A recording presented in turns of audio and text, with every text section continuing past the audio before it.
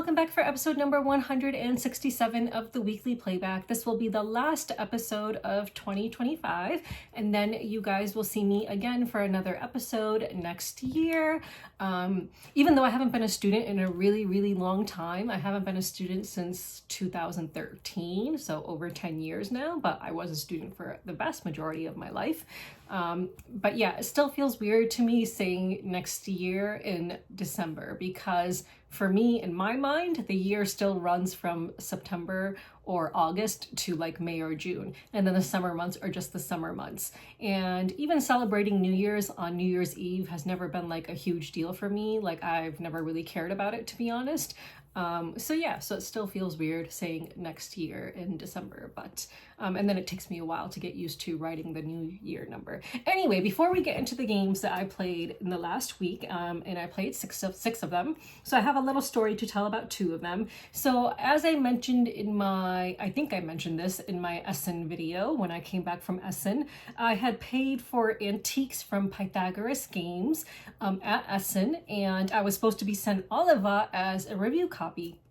So I didn't pay for Oliva. That was going to be shipped to me as a review copy, but I did pay for antiques. And at Essen, they were like, oh, you just need to pay €5 for shipping and anywhere in the world. Like that seemed a little bit odd to me, like €5 shipping anywhere in the world, but okay, fine. So I did that. So I paid for antiques and the €5 shipping, and then Oliva was going to be added into my order as a review copy. Well, then when I got back to the States, then I was told by the Pythagoras guy that actually he can't ship the games to me for some reason, but once the American partner has the games, they will send them to me. So I was like, oh, that's perfectly fine. Like I can wait. Like I'm in no rush. I have a billion games. And then some time went by, blah, blah, blah. And then all of a sudden I get an email from the guy at Pythagoras saying, oh, hey, I placed an order from the French store Filbert, and they're going to be shipping the games to you. And I was like, oh, okay. Like I didn't ask for this, right? I didn't ask for him to place an order with Filbert to then have them ship the games to me from France, but he went ahead and did this. I could have still waited for the American partner to get these games. And then I get a notice in the email saying that I owe $43 in import duties. And I'm like, seriously, like $43? That's more than what the game is worth itself, or both of the games. And I already paid for one of the games at Essen, and now I have to pay another $43. I emailed the guy asking him if he can cancel the order, and he said, so that I can still wait for the American partner to just send them to me. And he said, no, if he cancels the order, then he'll lose money. And if I don't pay the import duties, then it'll be shipped back to him and he'll lose more money that way. So he wasn't willing to cancel the order and not willing to contribute to part of the fee either. So I got stuck paying this import duty, and which I did, just to try to maintain a good relationship with this publisher. So I paid $43 extra for these two games in addition to what I had paid. So all this is to say that I no longer consider Oliva to be a review copy, since I had to pay way more for it than it's worth. So when I do talk about the games, I'm just going to be talking about them as though both of them are games I paid for, because now I've paid more than I should have for both of these games now. Oh well, such is life, I guess. So anyway, I just wanted to mention that story before we get into the games today, because I guess not everyone would be interested in hearing that story anyway. So I thought I'd mention it in the intro. Alrighty, so let's just get started. Let's talk about Oliva. Oliva is a 2025 game for 1 to 4 players, designed by Costa and Rolla, and the art is done by Marina Costa, and it's published by Pythagoras Games. And this is a copy which I paid for myself, and if you watch the intro of this video, there's a little explanation about that, because I know back during Essen time, I said that this was going to be a review copy, but not anymore. Now it is not a review copy, it is a copy that I paid for myself. So you can watch the intro if you want to hear that explanation. So this game, this is a deck building game, and you are basically just trying to get the most points by converting olives into olive oil and then selling that olive oil into different markets. So there are going to be different country markets, and we'll get into all of that when I explain how it plays. But before we do that, I will say that the most annoying part of this game, the most frustrating part of this game, is separating the cards into the various decks in order to set up the game properly. So that is going to be something that will be a little bit annoying, but it's doable still. So each person is going to have their own starting deck of cards, hand of cards, and each person's hand will consist of 9 cards to begin with. So I'm just going to use these. So these are, and everyone will have the same cards as their starting deck. So these are all the cards that are visible in the starting deck. Now, I'm not going to go over setup, but for setup, I'm just going to very briefly mention what it looks like. So you're going to have 4 of these cards in a column, and they all represent different things. And then next to 3 of the cards, there will be cards from one deck, and then next to the 4th card, there will be cards from another deck, which are special action cards, and so on.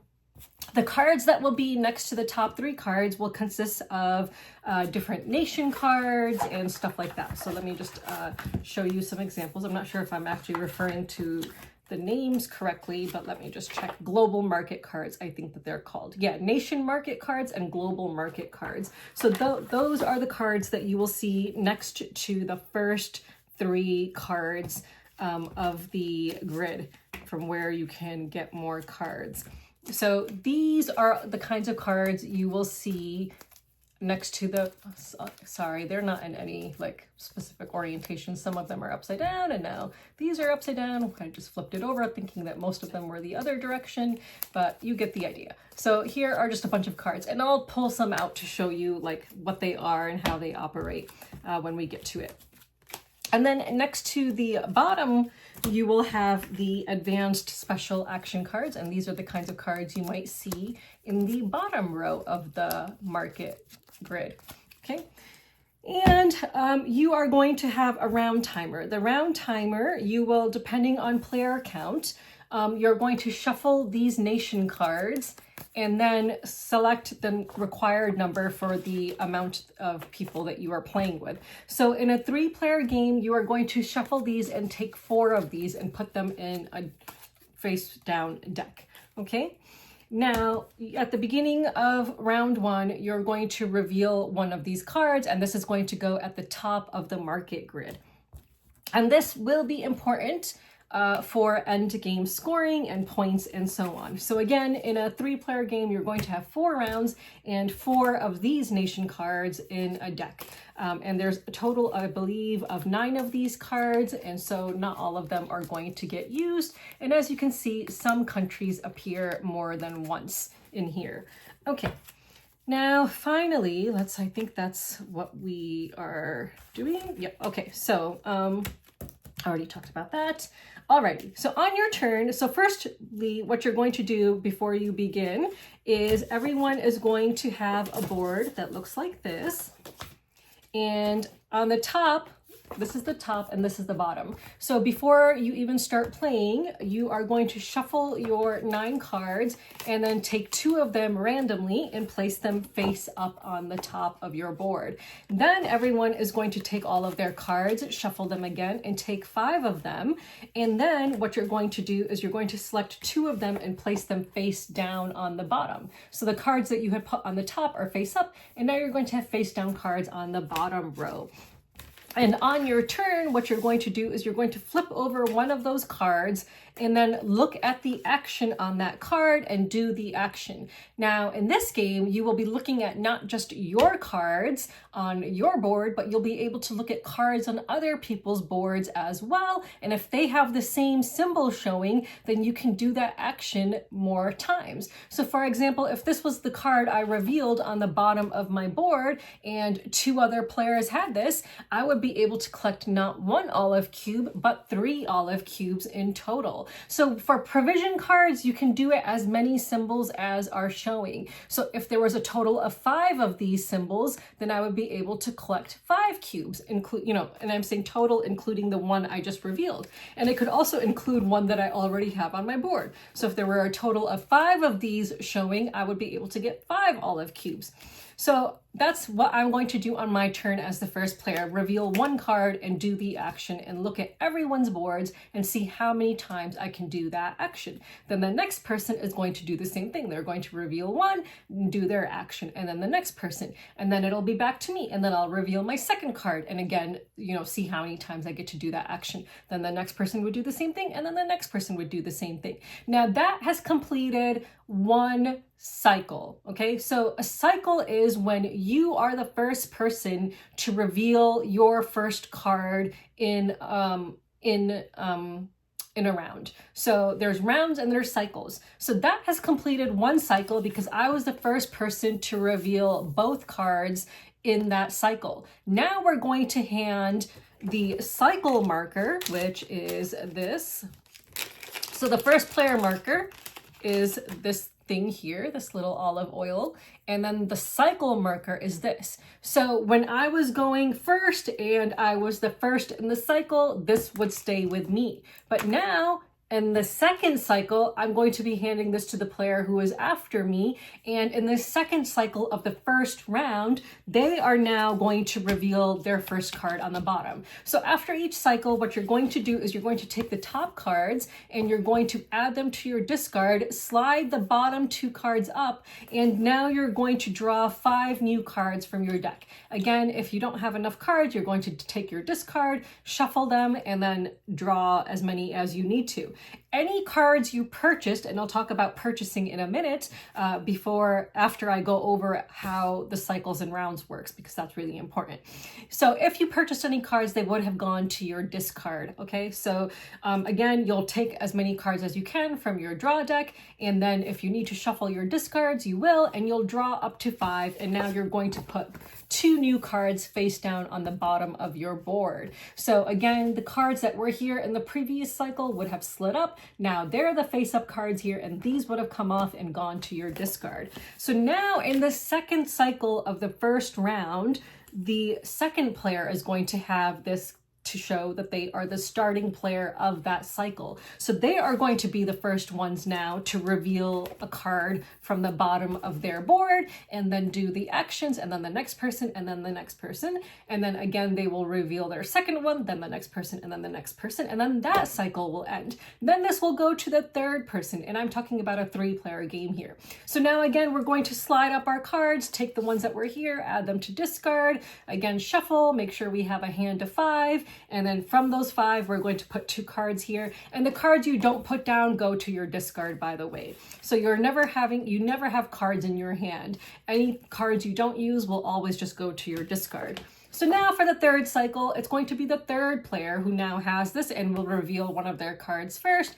Then I'll reveal my card, then the next player, and then back to this player, they'll reveal their second card. Then I'll reveal my second card and do the actions, and then the last player will reveal their card and do the actions. Now when this comes back to me, that now indicates a new round. So in each round, each person is going to have this in order to be the first player to reveal their cards for that cycle. So there's going to be as many cycles in a round as there are the number of players, but you'll have more turns than there are cycles. So hopefully that is clear on how cycles and rounds work. So within each round, you will have as many cycles as there are the number of players, and that basically indicates who is going to be the first person in that cycle to reveal their cards and take the action based on the symbols that are showing. When you start a new round, you will reveal one of those nation cards that you had set aside. So again, from the whole deck of nation cards, depending on the player count, you would have selected randomly taken a few, had a face down deck. One would have been revealed at the start of round 1. So at the start of round 2, you would reveal another one at the top of the grid. Then at the start of 3, another one. And then at the start of 4, the last one. So again, I'm talking about a 3-player game here. And these are going to remain face up at the top of the market grid. So now let's go over the actions. So basically, you now understand that when you reveal a card, you can do as many actions as are showing on everyone's boards, including your own. However, for provisions, you can do as many as you want, but purchasing, you are limited to a maximum of 3, including your own symbol. So let's suppose this came up. This is a purchasing symbol. So this is going to match one of the symbols on one of the rows that we talked about. So again, you're going to have 4 rows. So 1, 2, 3, and 4. So you'll see this symbol in the third row as indicated by this number here. So that would be in the 3rd row. So now what you can do when you have revealed this card, you can purchase by spending olive oil cubes. So you can look at the cards that are to the right of that cards and purchase them. So there's going to be 3 cards to the right of this card. The first card would cost 1 olive oil cube, the second one would cost 2 olive oil cubes, and the last one would cost 3 olive oil cubes. So if you pressed olives into olive oil, then you're going to have olive oil cubes you can now spend. So you can spend those cubes on getting new cards. And again, any cards you purchase would go to your discard. And I will talk about the different types of cards in a minute. So that is one of the actions you can do. And for purchasing, again, you are limited to a maximum of 3 actions, including your own turn. Instead of purchasing something as one of the actions that you have available to you, so let's suppose I had my own card showing and someone else had a card and I had available 2 purchase actions to me. Instead of purchasing a card, because let's suppose I don't have olive oil cubes, I can take a card that is in that row and simply discard it to the top of the market and take the resource that is shown or the action that is shown on it. So like, let's suppose this was in the row available for me to purchase, but I didn't want to purchase it or I couldn't because I didn't have the necessary olive cubes. Instead of spending olive cubes, then I could simply take this card and put it to the top of the market grid and collect a coin because that's what it shows. So that is an option. Or suppose I had only 1 olive cube, so I could purchase 1 card and then I have 2 actions available, then I could discard one of those cards to the top of the grid and take what is visible on it, as I just mentioned. Some of the cards that will be available to buy are simply points. Now these are great because of course they will give you points at the end of the game. However, they clog up your deck. And I will talk about how you will be able to remove cards from your deck so that as you're cycling through your deck, you will hopefully get cards that you want to use instead of those that will clog up your deck.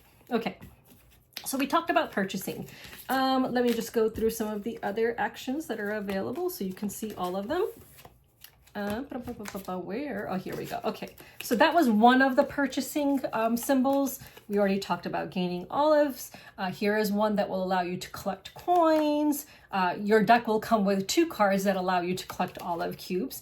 So this is the card that will allow you to remove cards from your deck, from your draw pile, your discard pile into the pomace. So the pomace is at the bottom of your board. So any cards you remove will be tucked here and they will still count for end of game scoring, but they're no longer clogging up your deck. So that is what that action symbol means. And again, if someone else also shows that action symbol, then instead of taking just 1 card and adding it to your olive pomace, you could take 2 cards if you see 2 symbols in total, and so on. So that is how you remove cards in order to, be able to cycle through the good cards quickly and not have those points and other things clogging up your deck.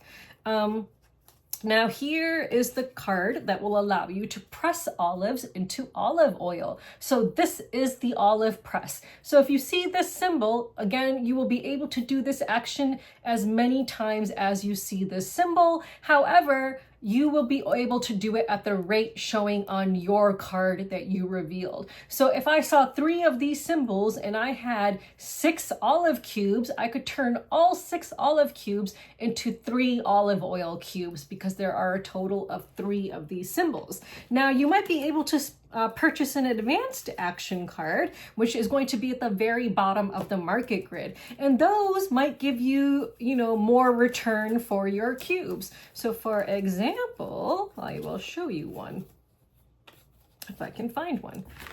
Oh my goodness, there are just so many cards. Here we go. Okay, here's a better one, because this one, you can spend 1 olive cube for 1 olive oil instead of 2 cubes for 1 olive oil. So if this is the card you reveal and you see other press symbols, you can do as many pressings as you see the number of symbols at your own exchange rate. So it will definitely pay to buy these more advanced action cards that will be on the bottommost row of the grid.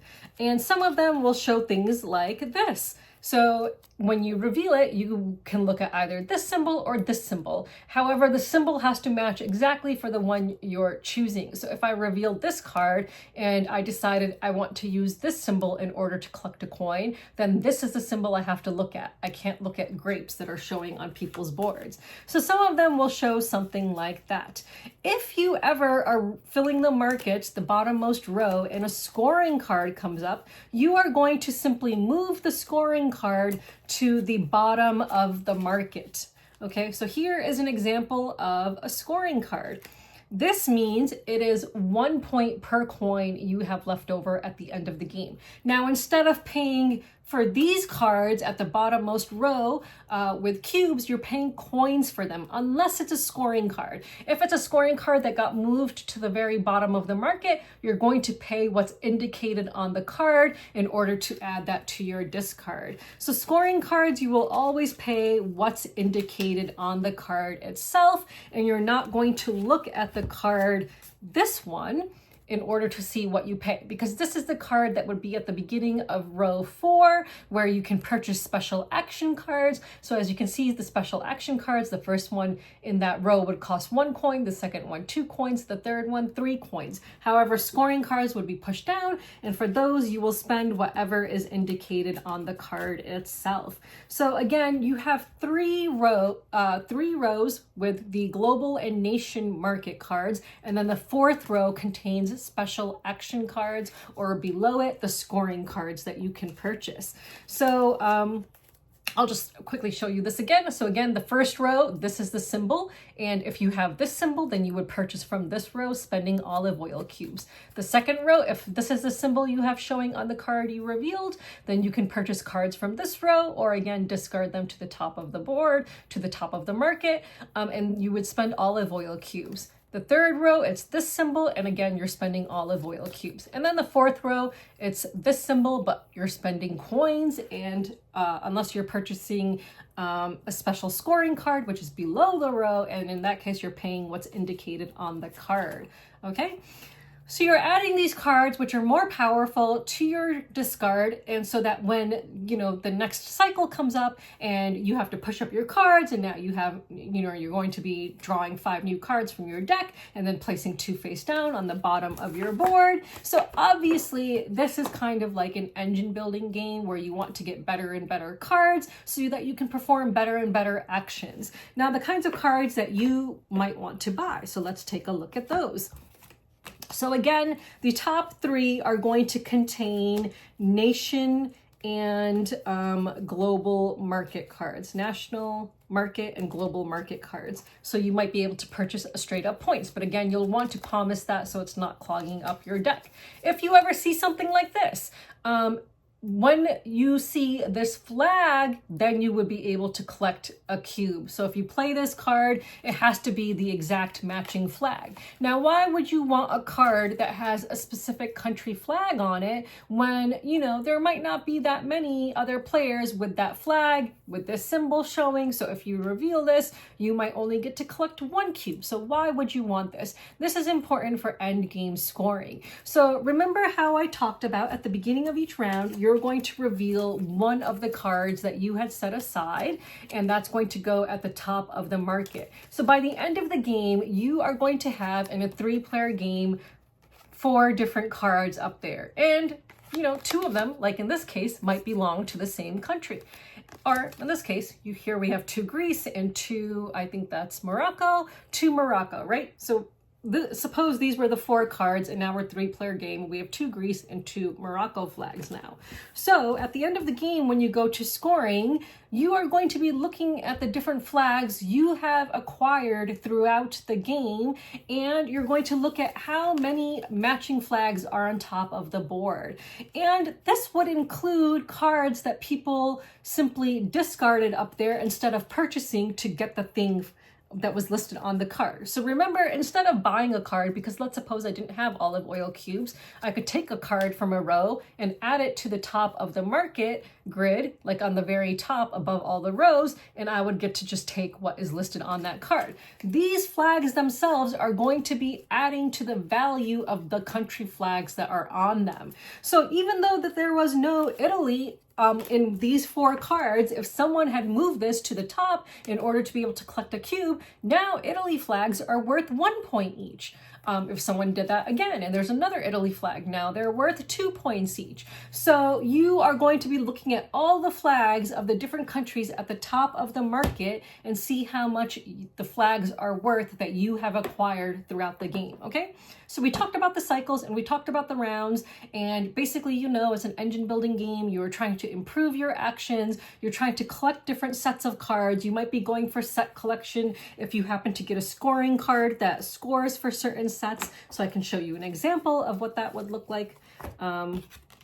So for example, let's find one.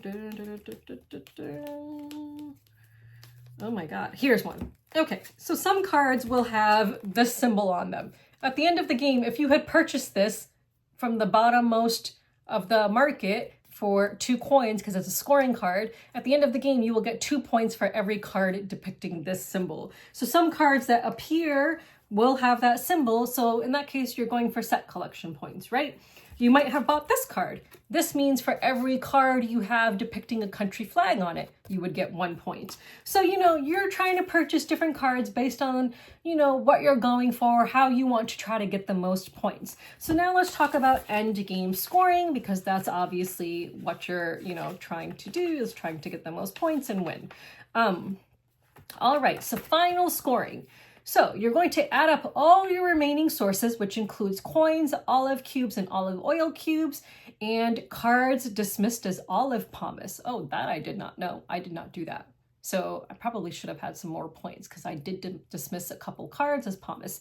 Okay, and you're going to take that number, divide it by 3, rounding down, and that will give you some victory points. Then you're going to add the victory point values shown on all your global market cards. So global market cards are these ones that we talked about. So if you collected any of these, you're going to add all the points on those and get your point value from that. Then you're going to add any victory point values shown on your special action cards. So some of the special action cards that you purchased from the 4th row of the market might have points on them, like this one, for example. So you would add the points from those special action cards. Then you will score victory points based on the requirements of each of your special scoring cards. So again, if you collected any special scoring cards like this one, then you will collect points from those. Then you will count for each nation, count how many cards from that nation are above the market grid, and multiply by your total number of matching nation market cards to calculate victory points. So again, at the top of the market, if we had 2 Greece cards and I had 0 Greece in my deck, then I don't score any points for Greece. But if I had 3 Greece cards in my deck and there's 2 above the market grid, then I would score 6 points. So you're going to do this for every flag that is above the market grid. So you might have flags in your deck and there's none of those flags above the market grid. Well, then too bad, you're not scoring for them unless you had a special scoring card that would score you points for that type of flag. And then that's it. And then whoever has the most victory points will win. So it's a really fun game, you know, just like the other small box games from these 2 designers and this publisher. It's, you know, it's a good amount of game in a small box, really enjoyable. You know, it's thematic. I like it. You know, and this one, it's different because it's a deck building game. And I really enjoyed this game. I really enjoyed it. And I would say that the worst part about this game is separating the cards at the very beginning and putting them into their respective decks. The setup is a little bit of a pain because a lot of these cards have the same card back because, of course, it's a deck building game, right? So all these cards, like your starting deck, you know, the special action cards, the global and nation market cards, they're all going to have the same back. So you need to look at the front in order to tell which cards belong to which deck. And there's a slight difference in color. If you're colorblind, this could prove to be difficult for you because the color difference is quite slight between these cards on the front of them to determine which cards go in which deck. So quite honestly, that is the worst part about this game.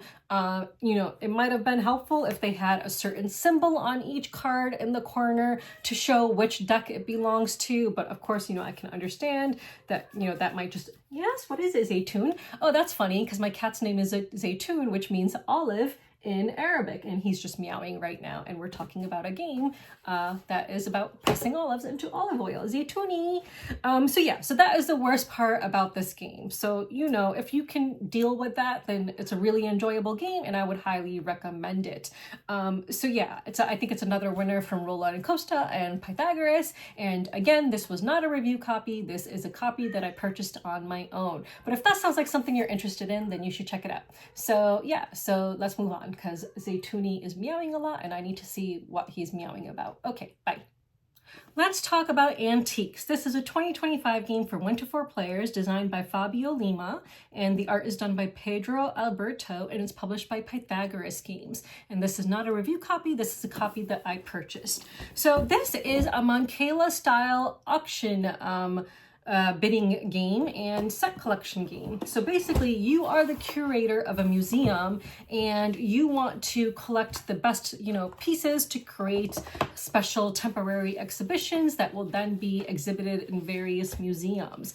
So, you know, the setup, I'm not going to go over the setup, but I will post a picture here of what the area looks like when you are ready to play. So you're going to have a number of different boards. So I'll just show you the boards here and then we'll talk about how it plays, but I'm not going to go over setup itself. So you're going to have an auction board, and on the auction board there are going to be art pieces. So this is the auction board, and you can see that it has space for 16 pieces. So at the beginning of the game, you're going to draw 16 pieces from this bag and put them onto the board. So there are different art types in this game. So, you know, there's a few different colors. There's 4 different colors, and then relic boxes, which are wilds. So I'll just show you the different pieces right now so you can just see the different art types. Just need a yellow and a blue. So you've got these. So that's blue. Yellow, which are like dinosaur bones. You've got red, which are like art pieces, portraits and such. And then you've got these, which I don't know what that is supposed to be. And then the relic boxes, which count as wild, so any other color. Okay, so those are all the art pieces that you have in this bag, and you will fill up the auction board at the start of the game. Then you're going to have a collection board. So this is the collection board, and there's going to be collection cards placed onto this. So let me just show you an example of a collection card. All righty, not those, not these, nope, not those, okay. Sorry, lots of different decks in this game. Okay, we're not playing with those. Okay, here is an example of a collection card. And, you know, we'll talk about how you fulfill these and what it means. Okay, but here are collection cards, as you can see. And some of them have points on them, like this one, for example. It has a 3-point value on it, whereas some of them don't. And I'll explain why, but obviously this one requires only 1 piece and there's no points on it. So you can kind of figure out why. All right, so then you're going to fill up the collection board with cards, okay? Then you're going to have a museum board, and on the museum board, you're going to shuffle the museum deck and fill up all the spaces with museum cards. So here are the various museums. And the museums are where you want to exhibit your special collections in temporary exhibits. So these are like the various museums that might pop up, and you see different countries and locations associated with these museums. So you're going to fill up this board, and at the very top, you'll see this space and then this space. You're going to put point markers here next to each space because those, if you manage to send display exhibitions at those museums, you'll get extra points for those. So you'll have special point tokens that will be placed next to each of those spots. Okay. All right, so what next do we have? We have, you're going to have some public goal cards that you will be trying to achieve. So let me just find some examples of those. God, there are so many cards in this game. Okay, here are some examples of gold cards.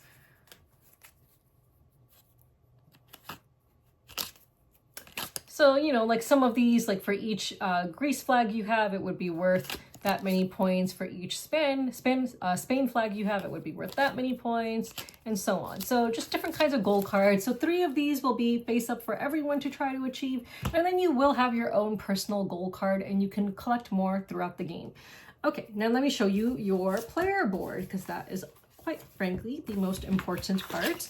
So your player board looks like this, and in your player board you have warehouses. So you have 1 warehouse, 2, so actually 1, 2, 3. So 1 can only hold a maximum of 6 pieces. This can hold a maximum of 7, and this one can hold a maximum of 8. And then you have a vault here. And then next to your player board is where you're going to put collection cards that you have completed. And on this side, you will put museum cards that you have completed. On the bottom will be any cards that you reserved that you haven't yet completed. And collection cards, you're limited to a total of 9. Now, the game end will trigger once someone has a total of 3 museum cards, or and a museum card instead of a completed museum can also be 2 temporary exhibitions, and I'll talk about what those are, which would equal 1 museum. So that's something to keep in mind. In my 4-player game, no one did that. I just don't think it's worth it to do that, but yeah, it's something that you can do if you really need to. So on your turn, you're going to do 1 of 3 actions, and depending on player order, 2 players will start with some art pieces on their board, excluding relics. So if it's a relic, you would not start with that. And there is going to be another card face up, which will have some bonuses available on it, and we'll talk about what that is. So there's going to be this deck. You're going to shuffle this, and for the start of the game, you're going to put 1 card here depicting a certain color, and then the other deck will have like different things face up, which are bonus actions you might be able to take depending on how you do things on your own board, but we'll talk about that when we get to it. So on your turn, you're going to do 1 of the 3 following actions. You're going to do auction, where you'll acquire art pieces and put them into your warehouse, or you'll do collection, where you'll assemble pieces into valuable collections, or you will do museum/gallery, where you will exhibit temporary collections in renowned museums/galleries. So let's talk about auction. So if you're doing auction, you are collecting pieces from the auction board and adding them to your warehouse. You can collect all the pieces from a single row or column. So row or column. As more and more people start to get pieces, you know, these rows and columns are going to get depleted. So on your turn, you can choose to replenish the board, but if you do that, then you can only select 2 items from anywhere on the board to place into your warehouse. So if you end up doing that, then just bear that in mind. But otherwise, you can take all the pieces from a row or a column. In the game I played, I ended up I was stuck replenishing the board more often than other players, which kind of sucked. Okay, so once you take all the pieces, you now will place them into 1 section of your warehouse. And keeping in mind the limits. So if you put pieces here, you will get a bonus. So here, the bonuses available to you are this or this. So if you place pieces here, you will have these bonuses available to you. If you put pieces here instead, you will have this available to you, or 1 of these. This in addition to 1 of these. If you put pieces here, you will simply have this available to you. And then that's it. So when you place pieces, the bonuses are, so let's talk about what the bonuses are. So, let's see, page 19. So the various bonuses, if you see this symbol, warehouses, oh no, that's just, that's just a warehouse symbol. That's not a bonus itself, my bad. So only 2 and 3 have bonuses available to you. So the bonus that looks like a vault symbol means that you can take a piece from your vault and add it to your warehouse, if I'm remembering correctly. So let me just go back to that and find it.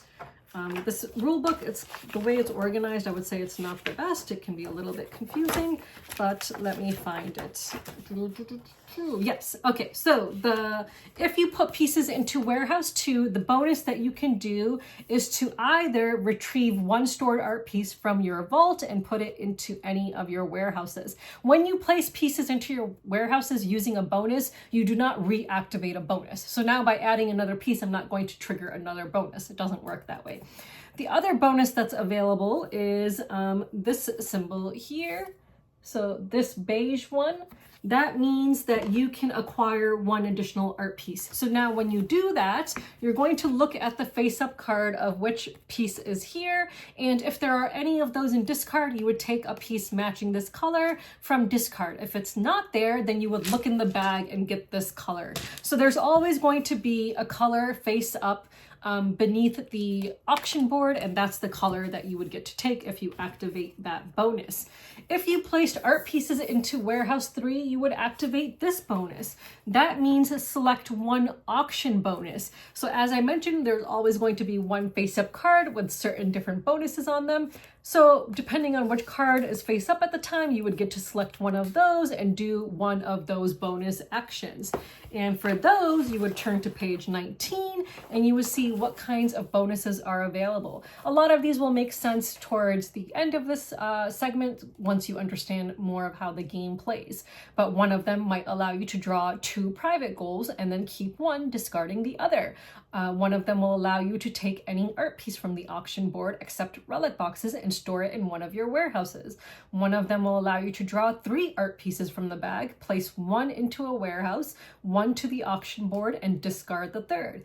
Another one will allow you to reorganize pieces between your warehouses and redistribute them however you want. Another one would allow you to perform an action to assemble a new collection using your art pieces or reserve a collection card by placing it below your board. Again, you can have up to 3 reserved cards at any one time.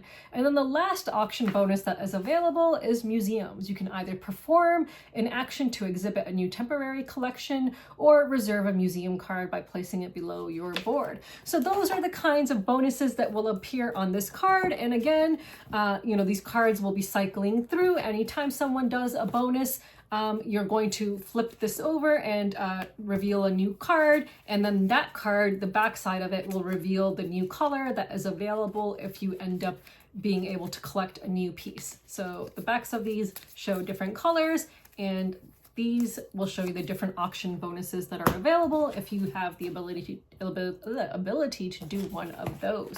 Okay. So again, auction is when you are collecting pieces from the auction board, putting them into warehouses, and maybe triggering a bonus by doing so. So that is one of the available actions.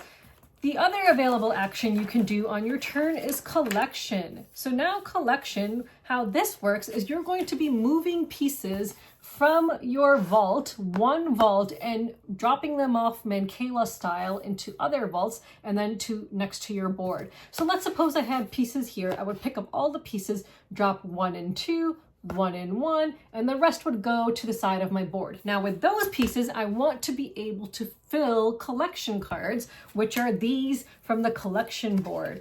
Any pieces that you cannot,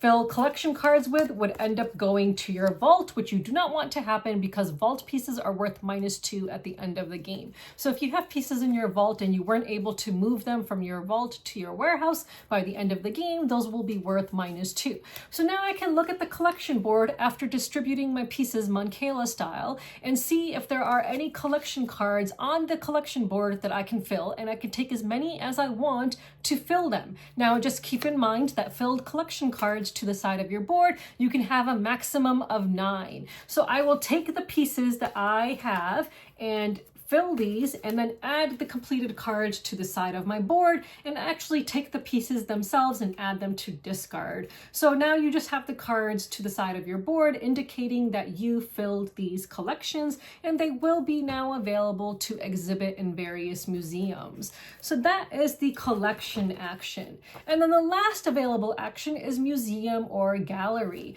Now you can look at the museum board, and again, remember, there's going to be opportunities to reserve cards cards if you want to, rather than simply filling them on your turn. So now I can look at the museum and I can see whether there are any of my collections that can contribute to a museum card. But you cannot split up collections between museums. So for example, let's suppose I wanted to fill this Berlin museum with a special collection. Now this card itself has, it's showing black, green, yellow, and red. If I had this, I have black, green, and blue. So I still need red and yellow. So now let's suppose I had a card that's showing 2 reds and then a card that's showing a yellow and a green. If I wanted to use these cards to fill this to exhibit at Berlin, any of the leftover pieces that I have are not going to be able to be used for another museum.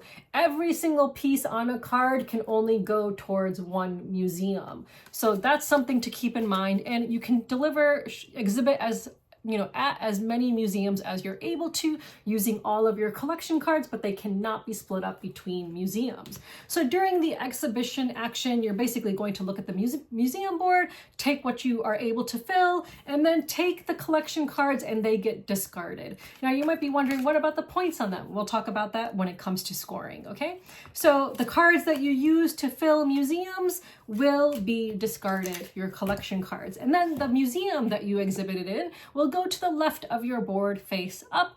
And of course, once there's 3 on next to anyone's board, that will trigger game end. So now you've completed a museum exhibition, so you'll put it next to your board. So those are the actions available to you. At the end of anyone's turn, the collection board would be refilled and the museum board would be refilled. The auction board would not, unless someone chooses to refill it on their turn when they're doing the auction action in order to collect those museum pieces.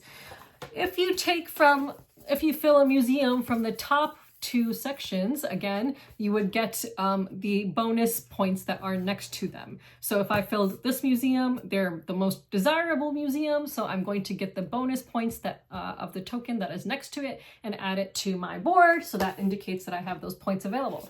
And then these would slide up and new museums would come out. So again, museum boards and collection boards get filled up. The auction board does not at the end of someone's turn. So now let's talk about game end and scoring, because we've basically gone through all of the different actions. And so basically, that you're trying to collect various pieces, you're trying to fill various collection cards, and then use those collection cards to exhibit at various museums.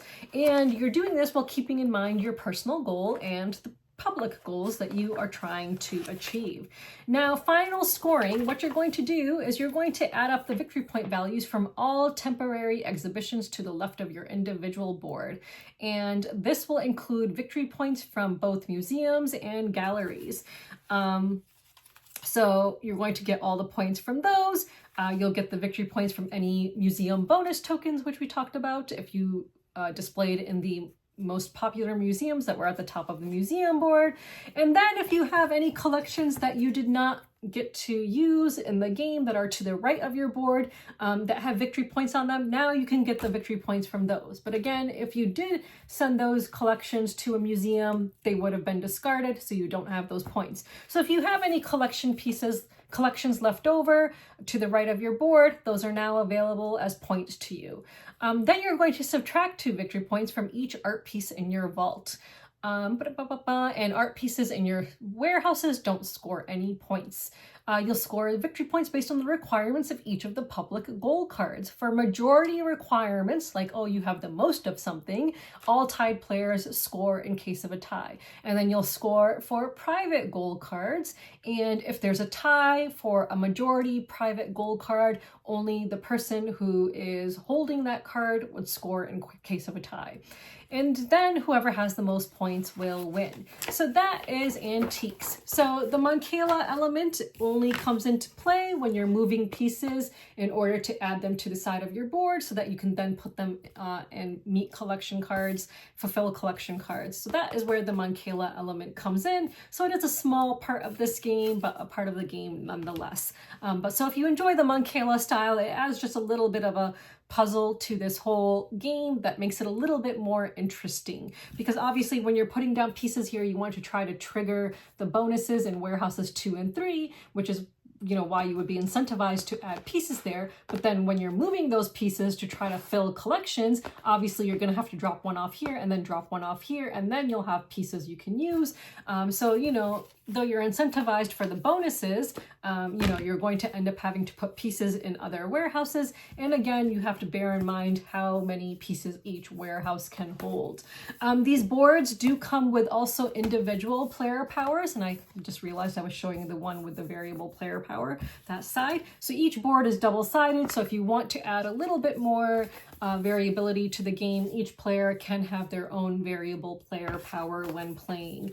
So that is something that you can keep in mind as well. So yeah, it's just a really fun game, fun set collection, auction, Moncala style game, and everyone I played it with also really enjoyed it. I really enjoyed it. So I think it's one worth checking out if that sounds like something you are interested in. So again, that is Antiques. Now there is a solo mode to this game, and there are also these thief cards, which I believe are used with the solo mode only, if I am remembering correctly. So obviously I didn't use those.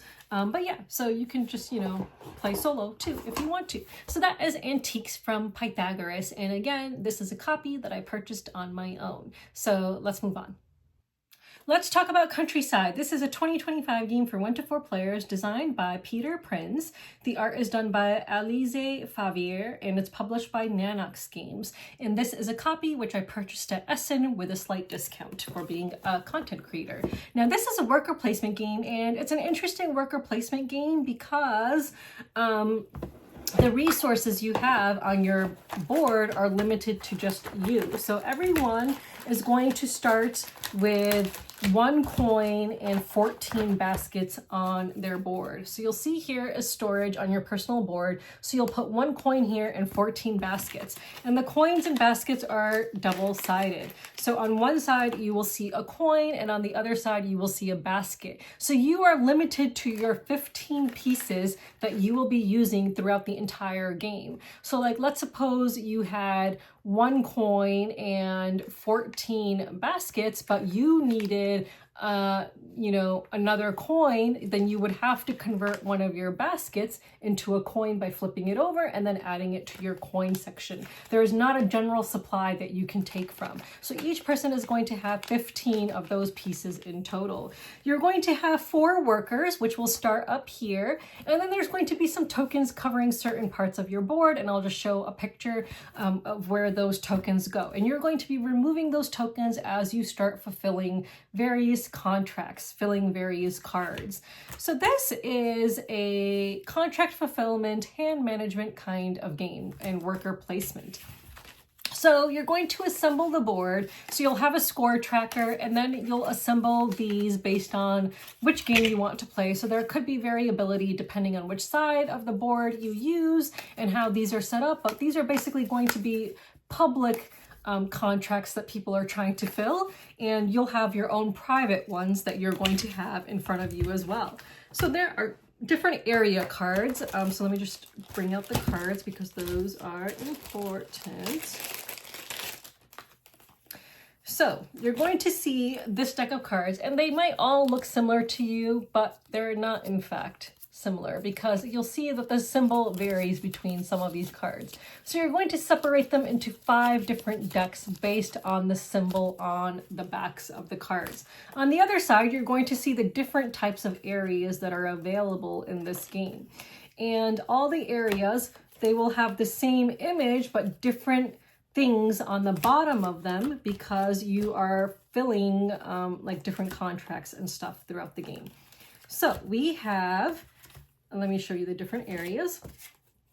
I'm not actually even sure of their proper names, so let me just find the proper names of the different areas. Okay, so you have meadows. So the meadow looks like this. Where are the meadows? Okay, these are meadows. So the meadow looks like this, and you'll see on the bottom that you're going to see different things. So depending on the card you have, you will be trying to fill it fulfill it in a different way. But this is a meadow. So the anatomy of each card is you're going to see the card symbol here. So this means meadow. And then you'll see a small number there. That's how many cards can be attached to this card. So for the one I showed you, a maximum of 4 cards can be attached to this meadow. So that is the meadow. We have a house. So a house looks like a house. And again, the anatomy of the card, you'll see the card symbol plus how many cards can be attached to it and the thing on the bottom. And you'll always see a round symbol like this with a number in it. That's points. If you place your marker on that by filling it, then those are the points that you will get. The garden, which is my favorite because it's so pretty. Oh, look at the garden cards, just super duper pretty. And then we have the field. So this is the field. And again, different cards showing different things on the bottom. And then finally, we have the barn.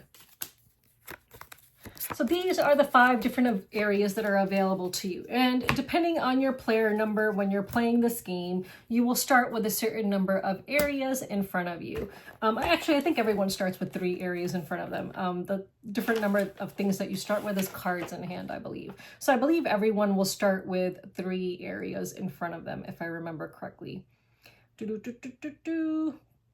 I think that's the case. Okay, and then you're going to have these country cards, and these are cards that you are going to be trying to use in order to add to your various fields, your various areas, and fulfill various contracts and so on. So here are some examples, and you'll see on each card a symbol where it can be placed. So this one can be placed in a house, for example, and it would cost you 3 sunlight to place, and we'll talk about what that means. So all the cards, you'll see a symbol where they can be placed, and you'll see stuff on the bottom like rewards or abilities that you gain and so on. So every card has something like that on it. So again, where it's placed, how many sunlight you need in order to place it. And then on the bottom, it'll give you some kind of a set collection symbol of some kind, as well as an ability or, bonus of some kind if you add it to your area. Okay. So now we're ready to play. So what you're going to be doing is you are going to be trying to place cards in your various areas and get a really good engine going. So the game end will trigger once someone's point marker passes the end of the score track, which is 30 points. So once someone has hit a total of 30 points, the game end will be triggered, and then you'll get 2 more turns each. The other players will get 2 more turns each, I believe, if I remember correctly. Okay, so you, during the game, are going to be placing a worker somewhere. So again, you have 4 workers, and you start with a certain number of spaces available. And you will get to do the action of where you place your worker. So if I put it here, I would get to draw 4 cards. There's going to be a market of cards. So when you draw 4 cards, you can draw cards that are adjacent to each other. And the 2 ends are considered to be adjacent to each other. So there's always going to be a market of cards, and those will get filled up at the end of your turn. So if I place my worker there, I would simply get to draw 4 cards, and your hand limit is 12. And you start with the game with a certain number of cards in hand. If I placed it here, that means I have 2 sun to use, so I could spend 2 sunlight in order to place a card into one of my areas, and I would get to draw 2 cards. The next space, I have 3 sun to use, but I could discard a card in order to gain an extra hour of sunlight. So again, in order to play these cards, you are spending hours of sunlight, and you can't play them until you go to an area on your board that allows you to do it where the sun symbol is located. So if I wanted to play a card that cost me 4 sunlight like this one, and I can play it into a field as indicated here, I would need to go into maybe this section that gives me 3 sunlight, and then I could discard another card for an additional hour of sunlight. Or you can always discard 1 coin to equal an additional hour of sunlight. You cannot split up sun hours between cards. So if I went to an area on my board that gives me 5 hours of sunlight, that does not mean I can play 1 card that has 2 hours required on it and another card that has 3 hours required on it. You cannot split up sun between hours. between cards. You cannot split up sun between cards. Okay, so once you play a card into an area, then you can look at the bottom and see whether you gain something. Some of these cards will gain you baskets filled with certain items. So for example, if I played this card, if I played this card by placing my worker somewhere that gave me 2 hours of sunlight, I can place this into a house or into the barn. Now I have a chicken, as you can see from this symbol here, and it says gain 1 egg. Now I'm going to take one of the empty baskets from my board and add it to this card, which now means that this card has 1 egg on it. There might be other cards I play that let me add additional baskets to this card. So the cards you play are going to be gaining baskets, which are now full, even though they look empty. They're on the card, meaning that they're full. So now I have a basket with an egg in it on this card, which is very good because you're going to need that in order to fulfill various contracts in order to gain points and advance along the point marker to bring the game to, you know, an end, and hopefully you win. So that's that. Now this one will allow you to select 2 areas from the various draw piles and keep one and discard the other. So again, the areas will have their own draw decks face down, so you can decide which area you want to add. Like, do you need another house because maybe your house is full? Because again, the areas are limited to how many cards each one can hold based on this number here. So if you filled up one of your area cards, but you're really getting a good engine going based on that kind of an area, then you're going to want to acquire more of those area cards. And there might be some goals that you're trying to meet in which you need a certain number of areas filled completely in order to score that goal. So that is what that means. Now, if you placed your worker here, that allows you to complete goals, 2 of them. So you'll see this symbol, that means you can complete a goal. So now you can look at some cards or the goals that are public at the top of the board. So like, for example, these, and you can see about filling some goals. So like, let's look at this one, for example. So this one, is it upside down? Yeah, it's upside down. So this one says you need different animal types because this symbol here, it means animals. So as I already showed you, here is a chicken. So that's one animal type. You'll see different cards that have different animal symbols in them. So now if in all of your areas you have some different animals where you can achieve this goal, you could place your worker onto that area on your board to fill some goals now. So let's suppose I have 6 different animals in my area. I could place one of my tokens here, where's the number 6 here, and gain 7 points. So I would remove a token from the bottom of my board somewhere and place it here and advance my point marker 7 points because now I have filled that goal. When you remove tokens from the bottom of your board, score tokens, you're going to be unveiling new action spaces. So that is very good. And some of them have an ongoing ability. So for example, if you unveiled if you unveiled this one, for example, where my finger is, this one, if you ever had sunlight left over from where you placed your worker here, the leftover sunlight could be converted into a coin. So that's really nice. And that's an ongoing ability. And this comes covered with a score token. So you need to remove these score tokens to acquire these additional spaces. Now you have 4 workers, and if you've used all 4 workers, you need to send them home. And when you send them home, that's an action. So you're either placing a worker or sending them home, which is called end of day. So if you send home workers, you can send home 2, 3, or 4 workers in order to gain a bonus of some kind, which is a market action. So if you send home only 1, you're not going to gain anything. But if you send home 2 workers, you will gain 1 market action. If you send home 3, you will gain 1 market action and be able to draw a card. If you send home 4 workers, you will be able to do 2 market actions. So you start with some of these available to you, and some of these will come covered. So you need to uncover them by scoring goals in order to then have those available to you. When you do your bonus market actions by sending home workers, they have to be different ones. So like you can just draw a card. You can convert 1 filled basket from somewhere in your area to a coin. You can discard 3 cards from your hand for 3 coins. You can refill the market with new cards. So you can discard a card, remove all the cards in the market, and put out new cards and then take one of them. That's what that means. This one, which you would need to uncover, means you can reactivate one of your placed cards already. This one would allow you to fulfill a goal. So if you send home workers and you choose to activate this, you can immediately fill a goal that you've met somewhere. And then this one is that ongoing ability we talked about. You might be uncovering some new action spaces, or you could uncover these one-time bonuses, which will also give you 1 point each. So there's going to be point markers on these as well, score markers. So if you uncover those, you would get to do that one-time ability and score 1 point.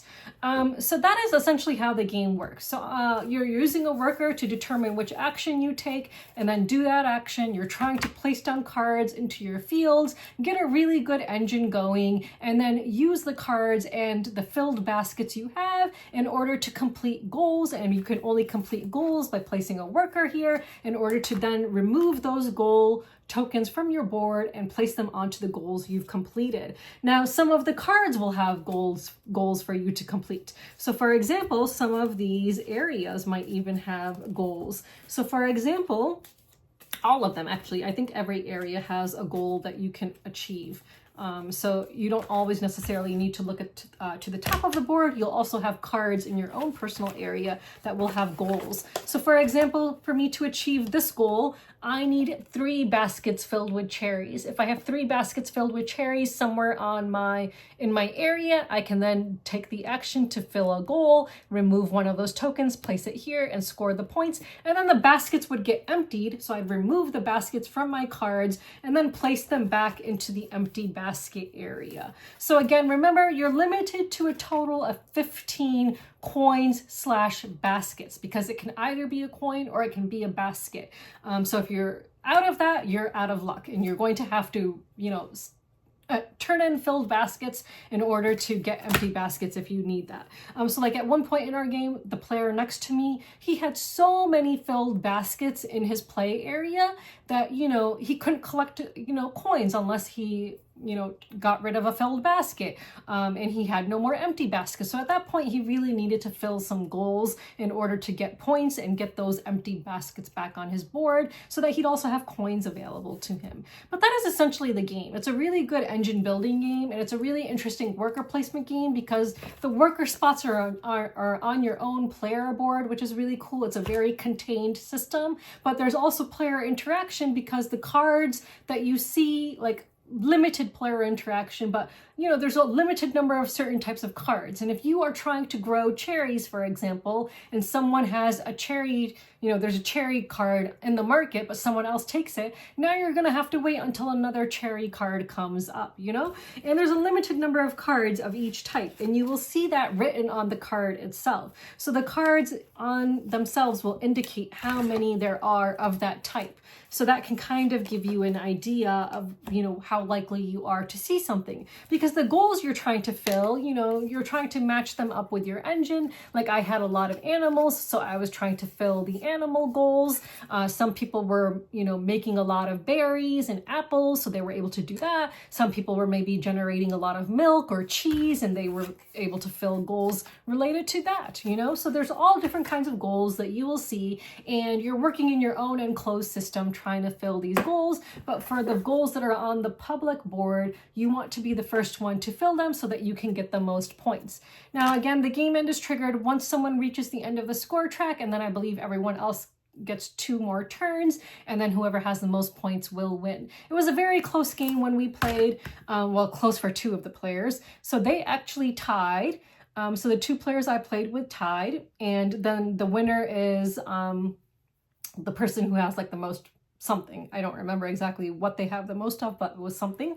And then, so they tied with 39 each, and then I had 33. But yeah, a really fun game. But as you're, making your engine stronger and stronger, you get excited. The game really ramps up. Like at the beginning, it starts out really slow. It's really slow to get your engine going, but once you get a good engine going, it really ramps up and you get really excited about your turn coming up so that you can quickly do what you want to do, and turns start moving pretty quickly. So it starts out slow, but then it gets going pretty quickly, and I really enjoyed it. So if you like worker placement games and you kind of want to just, you know, have your own engine in front of you and do your own thing, and yeah, this is a really great game. And the artwork is just so beautiful. It's pencil artwork, and they scanned all the pencil artwork and made high resolution images of it, but just really beautiful pencil artwork. So absolutely love it. I'll just show you some examples of other cards that you might see. Like, look at those sheep. There's like, you know, you're going to see some pretty chickens, some pretty flowers, different kinds of people. And there will be limitations on certain areas too. Like I had a house that said no people can be in this house, but there's other items that can go in the house too, for example. So, you know, it's a really fun game where you're just trying to collect cards and place cards in the right section and just get a good engine going. I really, really enjoyed this. So I'm really glad that I picked it up at Essen. It was definitely a good purchase and I would recommend it. So yeah, so that was Countryside. And if that sounds like something you're interested in, then you should check it out. So let's move on. Let's talk about Tenby. Tenby is a 2025 game for 1 to 5 players, designed and illustrated by Benji Talbot, and it's published by Mighty Board Games. And this is a copy that I purchased on my own after playing with a friend's copy. I decided I really liked it and wanted my own. So this is a set collection tile placement game, except the tiles are cards, so card placement game. But there's set collection going on it, and there's action drafting, and yeah, it's a really fun game. I would compare it to, so this is comparable to Santa Monica, but Santa Monica I did not enjoy, and I mean I enjoyed it, but there was things about that game that annoyed me and I ended up culling it. But this game I just really enjoyed and just wanted to have it in my collection. So this is a bit of a table hog, so you're going to need quite a bit of space in order to play this, but there's going to be various kinds of cards. So let me see. So this is the Kickstarter edition that I was able to buy from my local gaming store. So with the pieces you see in this will be Kickstarter edition pieces, so like deluxe edition pieces and so on. So there's a variety of cards in this game, but basically at the start of the game, you're going to decide who goes first, who goes second, and so on. And so you will have them place their markers on these cards to indicate their turn order in the turn order. And this does play up to 5 players. So each person will have a player marker. So for example, for purple, it's a sailboat. I believe there's like a seashell, there's like a dolphin. So different player colors with different markers. So you will put your marker indicated on the card that indicates your turn and player order for the start of the game. So that's, you know, random basically. And then going forward, your turn order will be determined by cards that you've selected and initiative and so on. So we'll talk about that. So then there's going to be these cards, which are the initiative cards, and you're going to shuffle these. And then you're going to place out a certain number, which is equal to the number of players plus 1. So in a 5-player game, you will have 6 of these cards showing. And then you, in turn order, are going to take your player marker and place it on top of one of these cards, which will indicate the order in which you will resolve these and which actions you will be able to take. So for example, let's suppose we had these cards available to place our markers on. So we had 3, 5, 7, 8, 13, 14. So let's suppose these were the 6 cards available for a player to select. So the first player is going to place their marker on one of these, then the next player, and so on. So once all the players have placed their markers on the card that they want to indicate which actions they want to take as indicated by the symbols, now you're going to do the actions in order, starting with the lowest number going to the highest number. So if anyone put their marker on the number 3 card, they would get to do their actions first. And since they're first, once they've taken the actions from this card, they're going to take their player marker and place it back onto the number 1 card here, and that will mean that they will get to select first one of these cards in the next round. So that's how that works. It indicates what your turn order will be for selecting a card in the next round, but in that current round, what number you place on here will indicate what turn in the player order you get to take your actions in. So once you've taken, your actions, you're going to take the cards you've selected and add them to your streets, and basically you're just trying to score the most points. Now you're going to start with a private goal card. So there are goal cards that you're going to be trying to achieve, which are private, and you're trying to construct streets that will meet these goals and score you a lot of points, and you're trying to add cards to your streets that will score you a lot of points. Everyone is going to start with a starting building. So I was purple, so this was my starting building. You're going to see a variety of features on this card, like a lamppost, a bin, a seagull, some shutters, a chimney, and so on, a porch. So, different cards will have different things on them, flower boxes, and you're going to see these items come up in other cards that you're going to want to add to your street in order to score. So based on the symbols you see on your card, those are the actions you will get. So for example, if I had this card, I would get to select a house card and a water card from those on display. And they do not replenish after someone takes cards. So again, depending on player order, like the initiative number you chose, by the time you get to select cards, the good ones might be gone. This one will allow you to take a house and a scoring card, a private scoring card, 2 water cards, and a life preserver. Life preservers are tokens which you can turn in for bonuses on your turn. So yeah, so these are the different kinds of cards available to you. There's also one other that we haven't seen yet, which is these landmark cards. So orange represents landmark. So let me just see if I have those in this deck. I do not. So let me just start by showing you an example of a house card. So here is an example of a house card. Now this one happens to be a wild color. So this one has no color associated with this building, but it shows you for each card, one on each side of it, so just one space away, you would get 1 point for each cloud on that card. So yeah, let's pull out some more cards so you can see more examples. These are water cards. Lots of cards in this deck, by the way, in this box. I really enjoyed this game though. Okay, here are some more house cards. So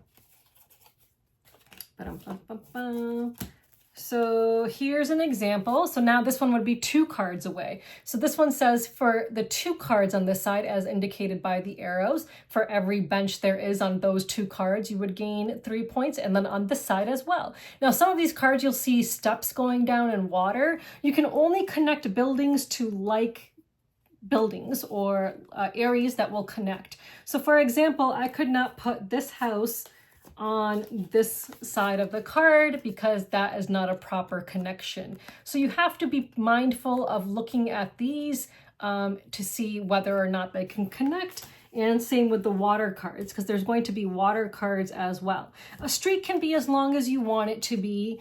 There's going to be certain scoring cards where you want to try to get long streets, but it can be harder to score cards on longer streets depending on which cards are available to draft and so on.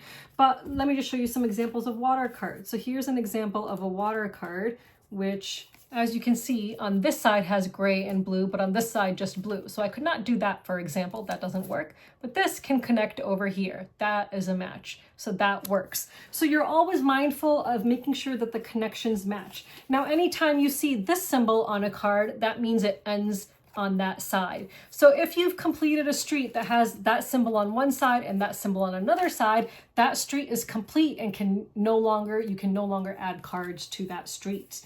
So basically, based on the action card you selected, you're going to be drafting different cards that are on display in the market. Again, they do not replenish, and you're going to be adding them to your streets in order to score the most points. Now let me just show you some landmark cards because those are really cool, and they actually have spot gloss on them.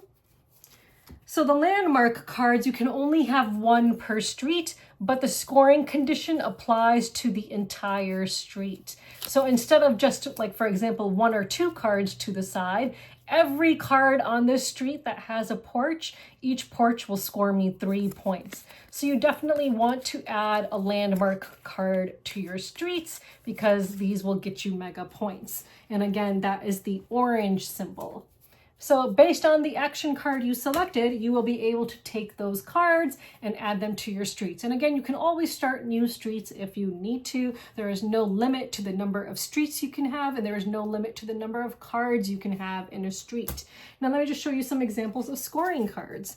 So this one, for example, I actually had this scoring card, town cards in a single street. So I would need cards with this symbol on them, and if the street was completed, it would earn me more points. So remember how I talked about if you have this symbol on both ends of your street, that means it's a completed street, and in that case, I would gain more points depending on the number of cards in my street that have this symbol on it. So I managed to do that. So because I had a completed street that had 12 or more cards with that symbol on it, I was able to score 10 points for this card. So there's a whole bunch of different scoring cards that you can collect. So again, you start with one, but you are able to get more throughout the game. So for example, if you had this, you would be able to select draw 2 of them and keep 1 and add 1 to the discard pile because of that pink symbol.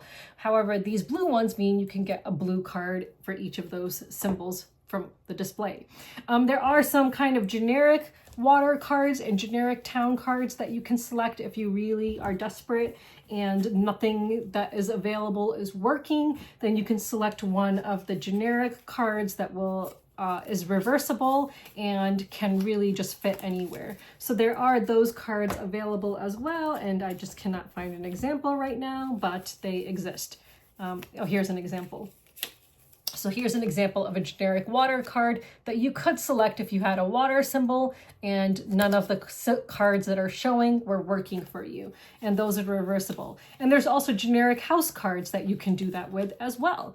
So again, like for example, there's steps and water on one side. And again, these are reversible. So this can be very handy for when you need it. And I took one because I needed a certain connection based on one of my cards having water as well as concrete. So I needed to make sure that a card fit there, but none of the cards on display were working for me. So I did take a generic one at one point in order to add to my street, and they're just straight up worth 2 points, but they count as any color, which is really nice. So if you have a scoring card next to it that requires a certain color building, then this house will score for that. And these can be used for multiple scoring cards, and you can count them as different colors for each scoring card that it's being used for, which is really nice. So yeah, so that is essentially the game. You're just trying to, complete your streets, and score each card in the street and trying to get the most points for each card that you've added, and trying to meet its scoring conditions. You can have multiple streets. There's an action selection going on and initiative and turn order, which makes things a little bit interesting. So the one thing we didn't talk about are these life preservers. So if you ever collect these life preservers, you can use them as a bonus on your turn. So let me just show you the card that indicates what you can do with them. So those can be used for these. So you can turn in one to reveal another card from the respective deck. So if, I wanted to select house cards, but I didn't like the ones that are available, I can turn in one life preserver to reveal one house card if I wanted to.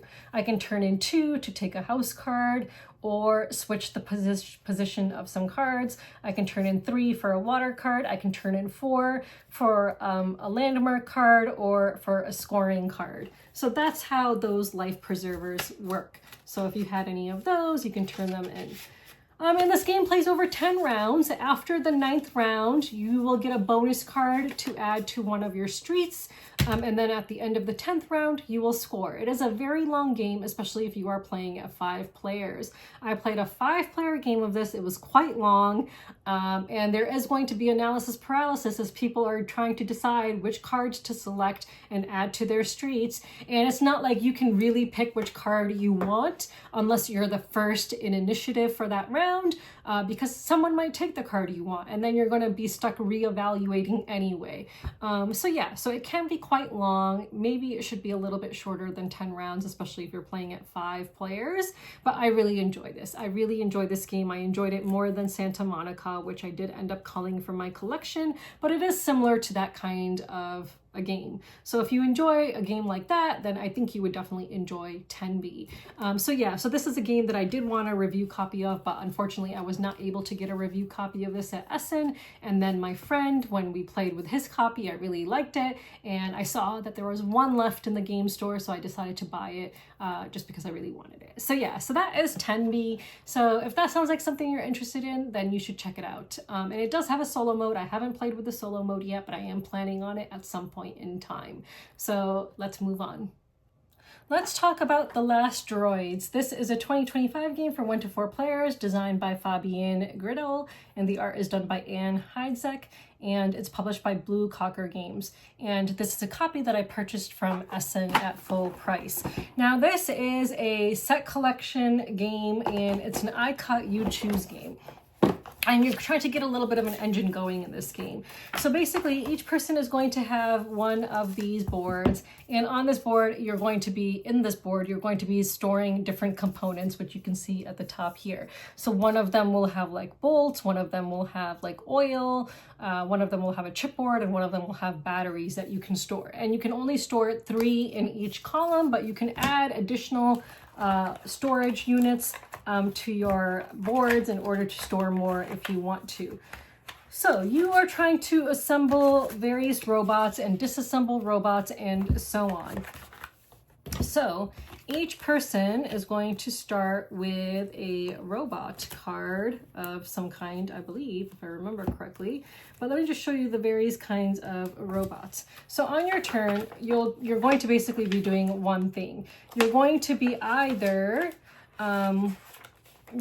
going to repair, or you're going to dismantle or construct. So if you are repairing, you are going to, so firstly, the active player is going to draw 3 cards from the deck. You're going to prepare a deck in advance, and within the deck, there's going to be some season cards that are mixed in, and when those appear, you'll be doing a certain thing, which we'll talk about. But basically, after shuffling all the different robot types, you're going to, as the active player, reveal 3 of them. Then you'll have a little bit of a discussion. So I'm talking about a 3-player game here, where you're going to talk about who wants what. So I'll be like, oh, I want, as the active player, I would prefer this, but what about you guys? And then as the active player, I get to choose which robot I keep and which ones they get. So I will distribute the robots according to what I want to do. In the game we played, it was a very friendly game, and everyone almost always got what they wanted. So yeah, so you will then take the robot that you get. So if you're not the active player, you will take what's given to you, and then you will do one of the following things. You will either repair, dismantle, or construct. Repairing means you need to spend the items that are shown on the bottom of the card in order to now add that robot to your play area, and that's now a robot that you have that will now be worth a certain number of points as well. And some of these robots will give you some kind of an ongoing ability, or simply some kinds of points for having the most plants and things like that, you know? You can pay the resources in order to repair a robot and add it to your area. That's the repair action. Dismantle means you simply take the robot and decide you don't want it, so you're going to dismantle it and collect the resources that are indicated here and put the robot in the discard pile. So that's what that trash symbol means. So that's dismantling. Constructing means you're going to discard the robot you were given, and you're going to construct one of the 2 special robots that is between you and the player to one of your sides. So between you and each player, there are going to be 2 special houses or home robots, I guess you can call them. We'll call them houses. I think that's what they're called. So between each of the 2 players, each player, there will be these 2 buildings. So between me and one player, there will be 2. Between me and another player, there will be 2 cards. And between them, there will be 2 cards. So this was also one of the game end triggers, which we'll talk about in a minute. But the construct action means that I can basically construct one of the cards that is between me and another player. So I essentially have 4 cards to choose from if none of them have been constructed yet. And you're going to be needing to spend a lot more resources in order to construct these, but they're worth a lot more points. They will give you like mega points at the end for something. So, you know, the points are indicated on them. So for example, this was what you would score for this one. And this is what you would score for this one. So they all kind of give you different kinds of points. But that is what construction is. So once you have your robot, you're either going to repair and put that robot in front of you by spending the resources indicated on it. You're going to dismantle, add the robot to discard, and take the resources indicated on top of the robot. Or you're going to construct, which is discard the robot, and then pay the resources indicated on one of these house cards between you and another player, and then add that house card to your area. You are just continuing in this fashion until game end is triggered. So how does the game end? But before we get to game end, there's going to be an end of season. So as I said, when you prepare the deck, there's going to be season cards that are mixed in. When one of those season cards appears, each person will get to score one of these additional storage units and add it to the top of any one of their columns, which will now allow them to store an additional item of that column. So everyone will gain one of those. And then the person who has the most leaves will also get to score 1 battery, 1 energy part, because those are worth more. So that's what you're going to check for at the end of each season if those season cards come up. So how is the game end triggered? The game end is triggered once there are no more cards in the draw deck or an eco-mechanic player doesn't have an available house droid between them and another player. So if all the house droids to both of their sides have been built, that will trigger game end. And then you will, I believe, take another turn. Let me just double check. Nope. Then you proceed to scoring. So yeah, so once the game end is triggered, you immediately proceed to scoring. So again, you're going to score based on what each robot has that you have in front of you, the points listed on it. If you have any resources left over, the eco-mechanic who scores the most parts in their shed scores 2 points. So you're going to see who has the most of all the resources available. They'll score points. The eco-mechanic who scores the most leaves, who has the most leaves, will score 3 points. In case of a tie, no one gets them. Each repaired communication droid.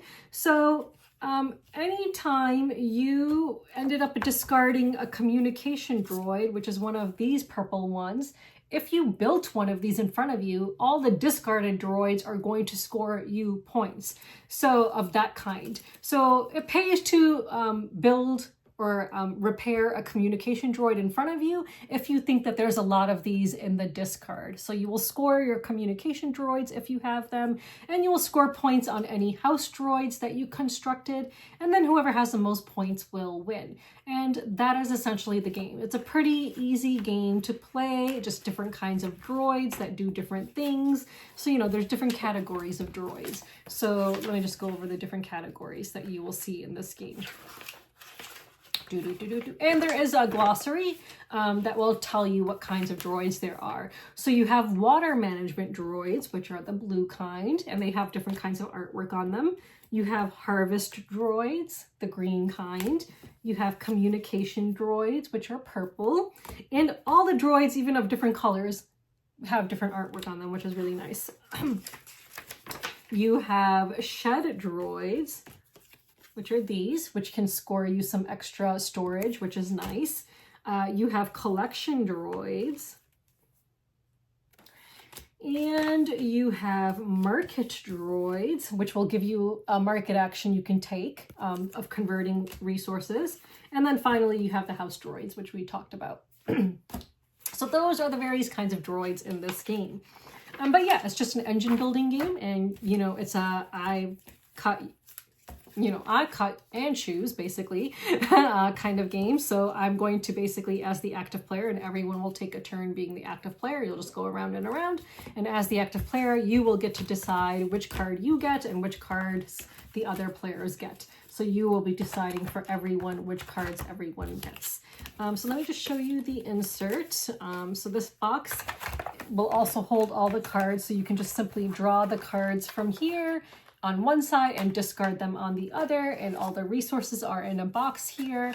I would recommend taking them out and putting them into little piles, because it can get a little bit annoying trying to go through the box to get the various resources you need, and all the extra shed space is over there. And then when you put it away, you simply put your boards on top, and then your rule books, and then the cover. So this box is also used during the game for drawing cards and storing your discarded cards. So if that sounds like something you're interested in, then you should check it out. It's a pretty basic game. I don't think, if you're someone who is a really heavy gamer, this might be a little bit too simple for you, but it's a good game, a good filler game, a good game to introduce to new people, new gamers, and the artwork is just really adorable.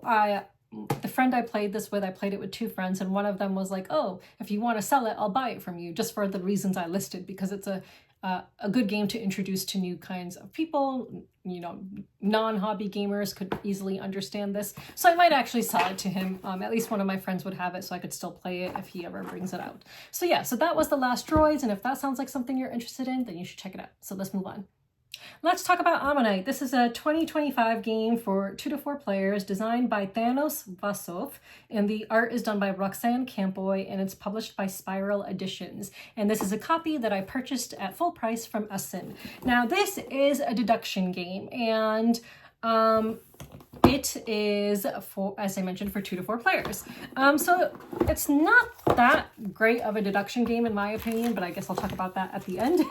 But basically, you're going to have some of these garden spaces. So they're going to form a long board, and I'll just throw up a picture. So you'll have these garden tiles.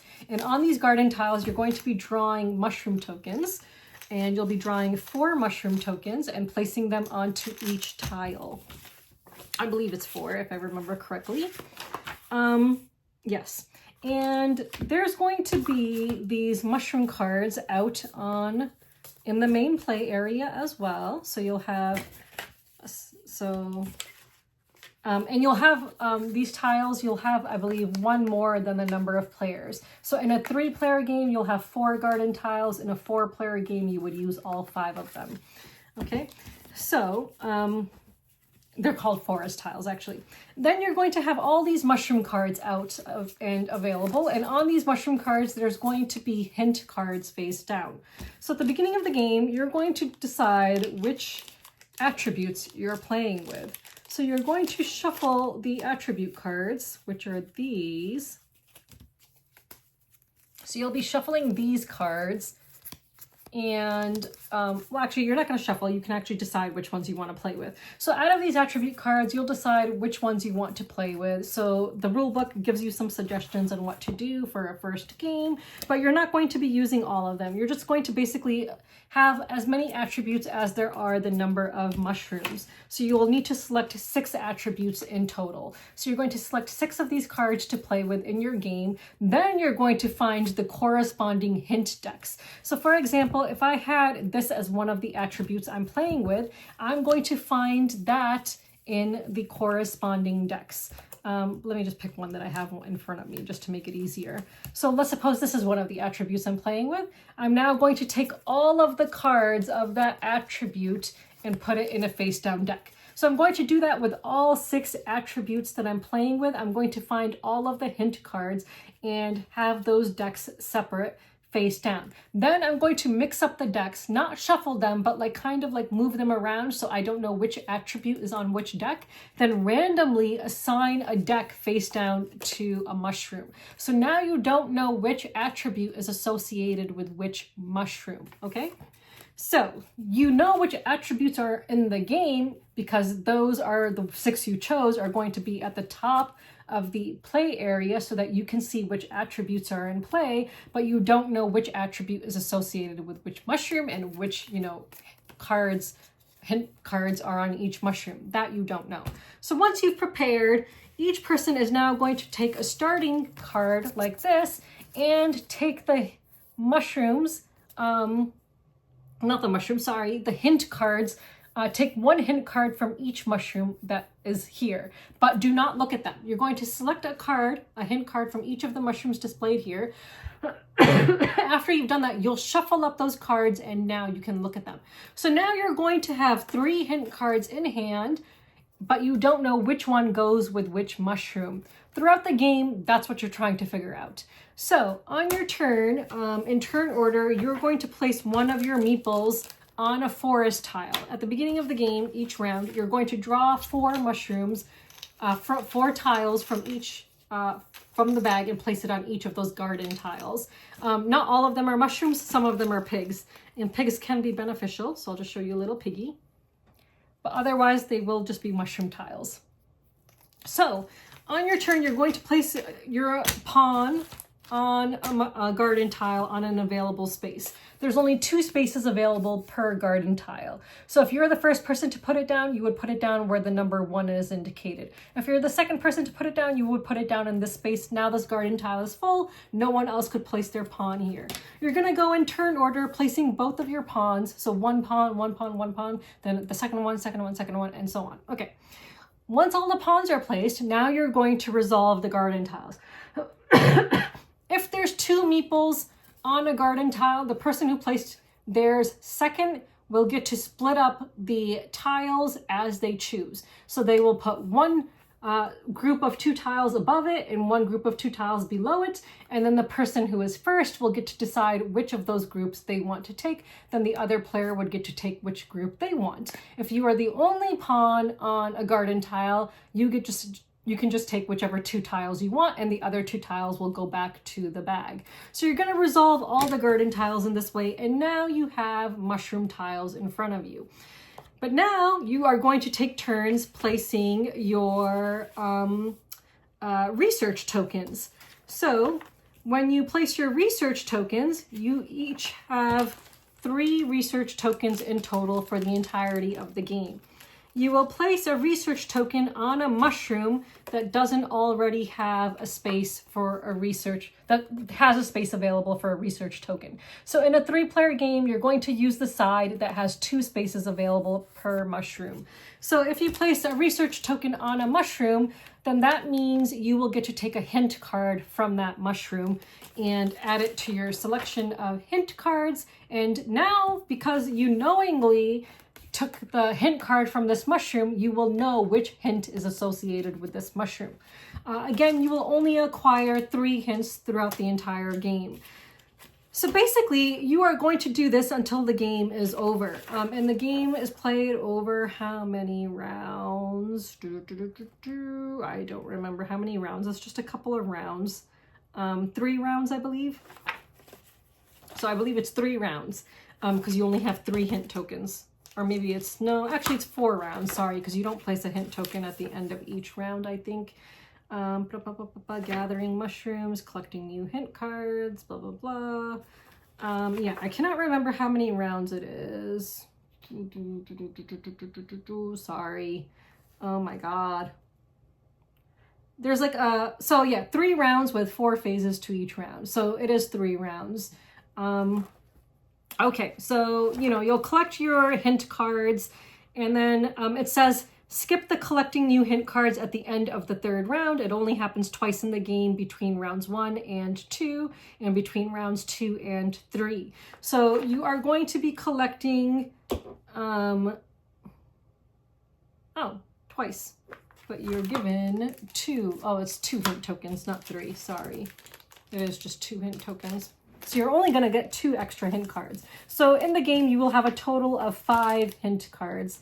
Yes, that's right. So, because you start with 3, and then you will be able to collect 2 throughout the game. So you're continuing in this fashion, and then at the end of the 3rd round, you're going to now have the 2 hint cards you collected throughout the game, as well as the 3 hint cards you started with, and now you're going to try to figure, you know, it's a deduction game in which you're trying to figure out which hint card goes with which mushroom, because then at the end of the game, your mushrooms are either going to score you or lose you points. And some mushrooms will be poisonous, some will be antidotes, some will be cures, and each mushroom is going to score in a different way based on on which card it's associated with. And that's essentially the game. I'm not going to go over all the different scorings, but for example, like it says a mushroom token with the poison attribute can be combined with an antidote or elixir mushroom token for 5 victory points. But if you end the game with more poison mushrooms than good mushrooms, then you don't even get to score.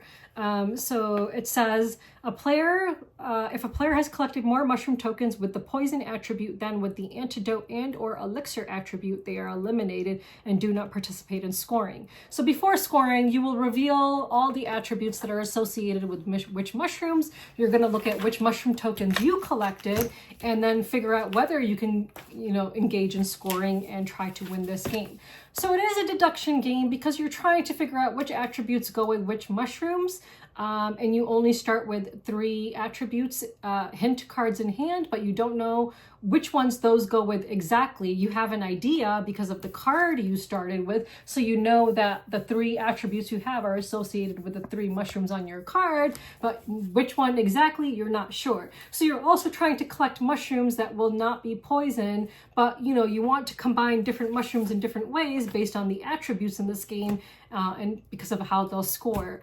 I did not enjoy this game. I thought, like, for a deduction game, I thought it was not good. I feel like it's too short, but I can understand because if it's longer, then obviously you'll just figure out which attribute goes with which mushroom, and that will take away from the game, but I didn't enjoy it. I did not enjoy it as a deduction game. I think that there are much better deduction games out there that I enjoy way more than this. So yeah, so hopefully I explained it well enough for you guys to kind of understand how it works. Not my cup of tea. This is one that will definitely be getting called, which is a shame because it's got really cool mushroom artwork. Like the artwork is really just like kind of like very psychedelic, like psychedelic mushrooms. Very cool artwork, but is not going to stay in my collection for the reasons I just stated. I just think that there are better games out there. Like, the amount of time to kind of, and you're not really ever going to be able to have full information. And so there's always going to be a little bit of a gamble. And I think in a deduction game, you kind of want to be able to get to full knowledge so you can feel like you actually achieved something. That's not going to happen in this game because you're going to be collecting mushrooms from the garden tiles while not knowing which attribute is associated with which mushroom unless you collected a hint token, hint card for a specific mushroom before, and then you know for certain that, oh, this hint is associated with that mushroom. So you might try to avoid a certain kind of mushroom, but you don't have full knowledge. And for a deduction game, I just think it's not a very good one. So yeah, so that was Amanite. And if that sounds like something you're interested in, then you should check it out. So let's move on. So I'm currently not backing anything, which is good because I have way too many games as it is. And as you can kind of tell from this video, I'm already planning on culling 2 games. I'm planning on culling Amanite and selling the Last Droids to someone. So, it is kind of disappointing when you spend full price on a game, you pay full price for a game, and then you realize that it's not a game you want to keep, and then you have to cull it and lose a bit of money. So it's like you're paying money for the experience, sure, but you're gonna lose money as well. So board gaming is an expensive hobby, and that's just the way it is. But I'm currently not backing anything because, with an upcoming trip, I just can't be spending money left and right. In terms of new arrivals, I did purchase Tenby, as I showed you guys, because I really enjoyed Tenby, and that was a pricey game. That cost me $50 at the game store. And I received a review copy of this game called Dark Heist. They reached out to me on Instagram and asked me if I wanted to check this out, so I said sure. I'm not going to unbox it right now. I'll show you guys the components and everything, hopefully when I play it, just because this video is really long already, and I'm not going to get a chance to play this until next year, in January or sometime afterwards, hopefully. So I'll show you guys that game when that time arrives. So that is it for new arrivals and stuff. So let's move on. So let's move on to Fiction Book Club. We were supposed to finish the Dollar Gut Dream Making District, which I did. So I finished this book, so I'm quite proud of myself. But yes, it was kind of underwhelming for me at the end, I will admit. So I don't even know how much of this I'm going to remember. So I remember a little bit about them going into the Atlas's cave, which is also the laundromat. And that was a little bit weird, like about how there's crystals and the crystals are used for drying laundry and the crystals are made from memories. Like all of that was a little bit of a stretch for me, which I couldn't really relate to real life somehow, but okay. Because I feel like most of the stuff in this book, you know, in her books, I can kind of relate to real life in terms of the dreams and stuff, but the crystals formed from memories, which are then used to dry laundry, not really understanding the connection there, but if you do, please let me know. But anyway, it was kind of interesting that people who are lethargic can kind of be in this cave, be taken to this cave and kind of just, you know, stay there until they're not feeling lethargic anymore. Not sure I really understand the metaphor for that in real life either. So yeah, I'm not really sure. Like I didn't, you know, I understand that there's people who are lethargic and they just kind of want to sleep all the time. So that's what I understood from this book, that people who are feeling lethargic just kind of want to sleep all the time and just want to dream all the time because real life is just, you know, has depressed them or has bored them and they're just kind of sick of real life. So they just want to spend all their time sleeping. So that's what I kind of gathered from that chapter. I will admit that, you know, very few times in my life have I really wanted to just stay in bed because even when I'm depressed, I just can't stay in bed all the time and I just can't sleep all the time. Like I feel really gross if I sleep too much. Like I feel tired if I don't sleep enough, but I feel gross if I sleep too much and I get a headache. Like I just cannot sleep excessively. Like I just can't do that. Even if I'm depressed, I can't do that. So I could not relate myself to that, but I understand that there are people who definitely do want to stay in bed if they're depressed and so on and so forth. The pajama party thing, don't really understand that whole thing. Like, okay, they wanted to have a pajama party to, you know, bring back some customers who stopped shopping at the store. We learned a little bit about Penny's parents and how they met at a pajama party many years ago. So I guess that was a little bit interesting to learn about Penny's parents that way, sure. You know, just again, not very super interested in that as well. And then, you know, you kind of get to the epilogue. So the pajama party happens, then you have the award shows. I think the award shows actually was the epilogue, right? Yeah. So no, it was just before the epilogue. No, actually, I think it was epilogue 1, in fact. Yeah. So the first award show was an epilogue 1. So I was happy to learn that there are dream makers who want to make dreams for animals who are stuck in zoos.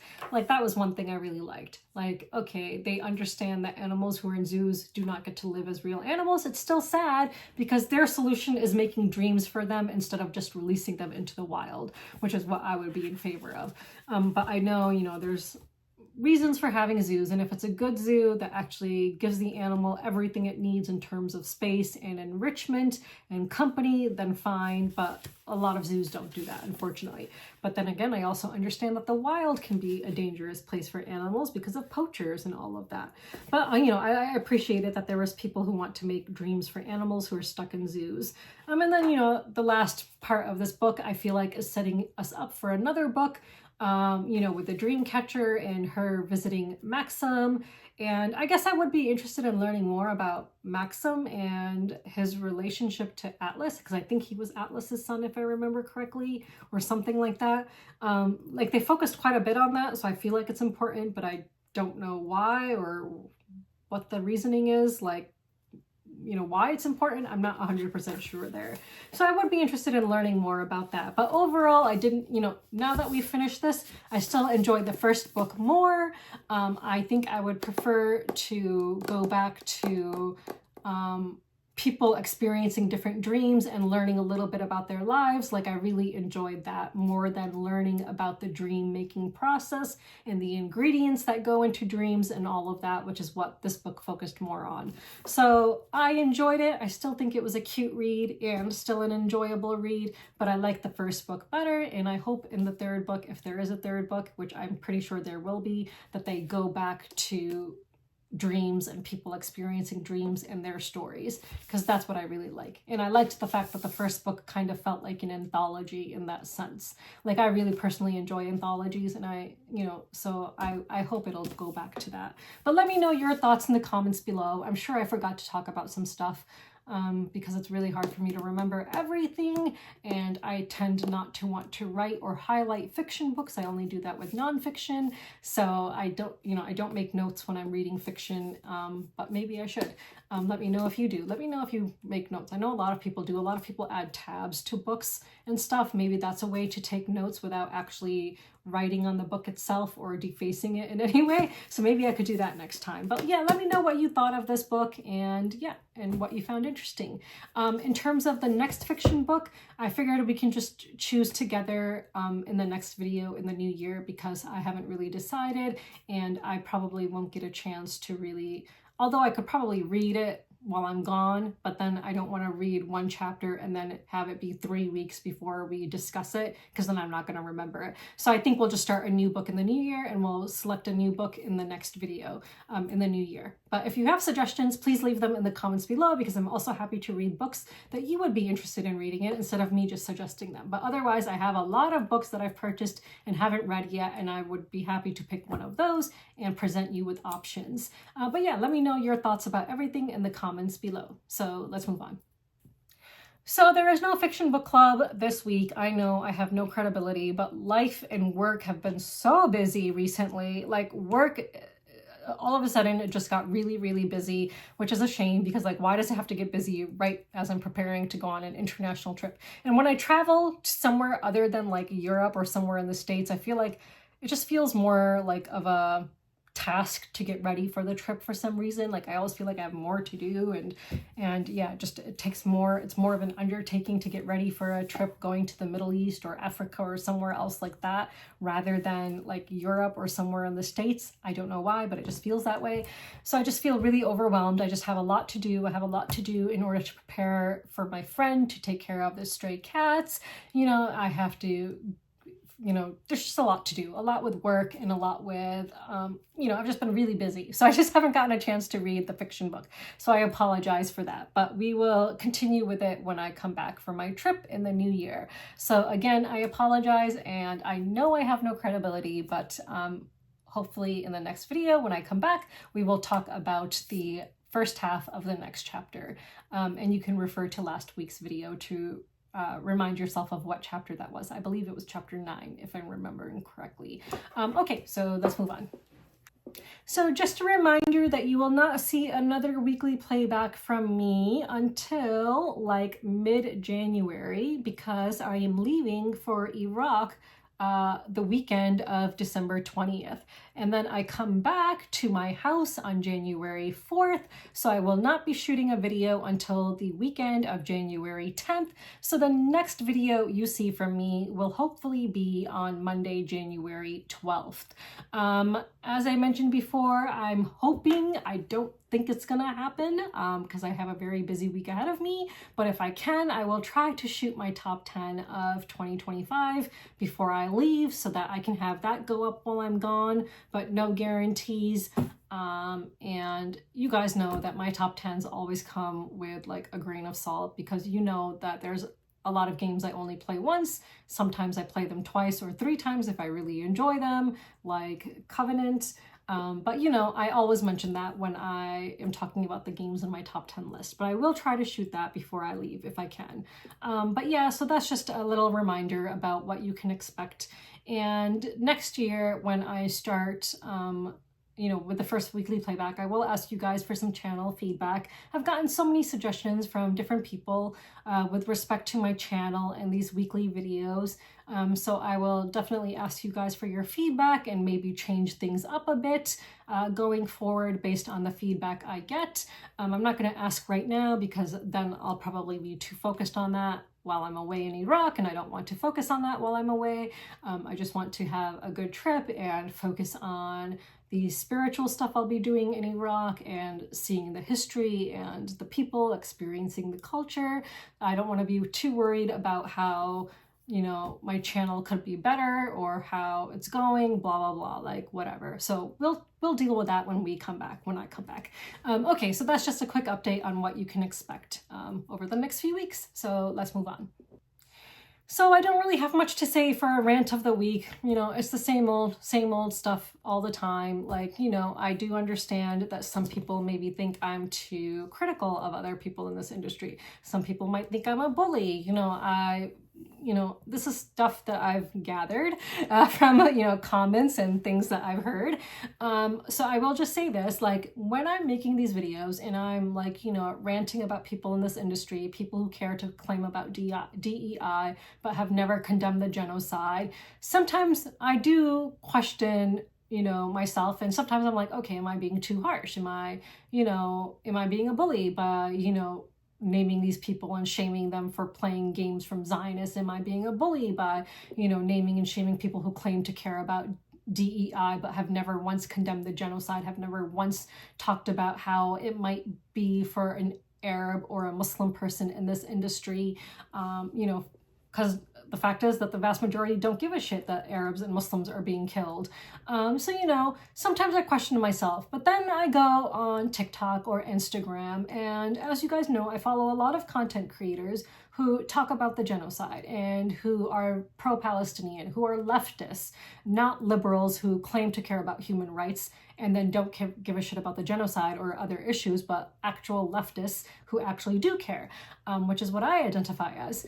And then I see their videos, and then I see them calling out people in their respective communities who have turned out to be sellouts, like, you know, or they'll call out people, mega influencers on TikTok who have millions of followers, who have now, you know, taken a sponsorship deal with a company that is doing business with Israel. And then, you know, you'll see countless comments, like thousands of comments of people being like, oh yeah, this person is a fucking sellout. They're, you know, now sponsoring, you know, they're taking sponsorships from this Zionist company, from this company that's doing business with Israel, blah, blah, blah, blah, blah. So I see this on Instagram and I see this on TikTok with other people outside of the board gaming community. And it exists. Like, people do call each other out for stuff like that. People do try to make others aware that, hey, I know that you care about Palestine. I know that you're anti-Zionist. Well, now here's this content creator who is now, you know, taking money from this company that is doing business with Israel. So here's a heads up. They've sold out. You shouldn't be supporting their content anymore. I see this all the freaking time on TikTok and on Instagram. Just, I'm the only one doing it in the board game industry. That's the problem, and that's why I'm vilified for it. But there's countless people doing it outside of the board game industry. Countless people who are doing this. Countless people who are making others aware on these social media platforms about who the sellouts are, about who, you know, just doesn't give a shit, about who the people are that are hypocrites and have double standards when it comes to diversity, equity, and inclusion and human rights. Unfortunately, I come across as a bully, and I come across as being problematic because I'm the only one doing this in this industry. No one else is. No one else is. Everyone else is content to turn a blind eye to Zionists in this industry. Everyone else is content to review games from Zionists in this industry. Everyone else is content to ignore their friends who are promoting games from Zionists, even though they themselves will say that they care about Palestine. Like, I've seen so many people on Blue Sky act like that they care about Palestine, yet they've never once, publicly at least, called out their own friends who are promoting games from a Zionist publisher. They're still all friendly with each other, all in cahoots with each other, and, you know, supporting each other, not calling each other out. And you could say, well, maybe they're calling each other out privately. Okay, but then you would expect them to stop supporting Zionist publishers, and if they are calling each other out privately, right? Like, because this has been going on for over 2 years with people promoting games from Zionist publishers and supporting their Zionist friends and staying silent about the genocide. So if they are calling each other out privately, why hasn't this behavior ended? It hasn't ended. So that can only, you know, the only conclusion you can come to is that they're not calling each other out privately. They're just happy to just be silent about it and just let their friends do whatever, because the fact of the matter is Palestinian lives just don't fucking matter to them. They just don't. But when it comes to trans lives or Black lives, there would be a freaking uproar. If you saw someone promoting, like just look at Harry Potter, for example. When Harry Potter Codenames was about to be released, look at the industry. Look at how many people spoke up about that. And look at how many people said, we're not covering games from CGE unless you rectify this issue. Why are you giving money to J.K. Rowling? Look at all the people who came out and said that. Countless people. So many content creators. Why can't they do the fucking same for when it comes to Palestine and the genocide and Zionism? Why can't they do the fucking same? They can do the fucking same. They just choose not to. So yes, I may come across as a bully, but there are clear double standards in this industry. There is clear hypocrisy in this industry. There is clearly people who are just turning a blind eye to their friends who support fucking genocide. So be it. I'm the fucking bully. Fine. But I know I'm on the right side of history and I'm going to continue to call it out. I understand that there's people in this industry who think I'm a bully. Unfortunately, that's just what's going to happen because there's no one else who's taken it upon themselves to do this. And I feel like I have to because no one else is. And it's just, as a Muslim, I care. As a Muslim, I want to see people like myself. I want to see that our lives matter to everyone, but they don't. They just fucking don't. My life does not matter to everyone. It matters to a very small percentage of the board game industry. So yes, I do take it personally when I see people supporting games and promoting games from Zionists because they're showing me, hey, you're a Muslim and your life just doesn't fucking matter. Even though there are non-Muslim Palestinians, there are non-Muslim Palestinians who are being killed as well, who are Christian. But yeah, the vast majority are Muslim, and they're Arabs, and the vast majority of Arabs are Muslim, though there are a lot of Christian Arabs as well in Lebanon and in other places, of course. But the industry is just showing me and people like me as a whole that they just don't fucking care about Muslims or Arabs. So I am going to call it out because no one else is, and until it becomes normalized to call out Zionists in this industry, I'm just going to have to be the one who does it and be the big bad wolf in this industry. Like, I don't know what else I can do. Like, I'm going to have to be the bad guy in this industry. I'm going to have to be the monster, the problematic one, the bully, whatever, for doing that.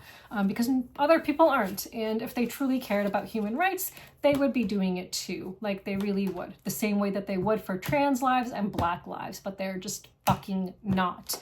So I felt like I had to make a comment on that because after the last week's video, I understand that some people thought I took things too far. I name names. I say openly, I hate these people because I fucking do.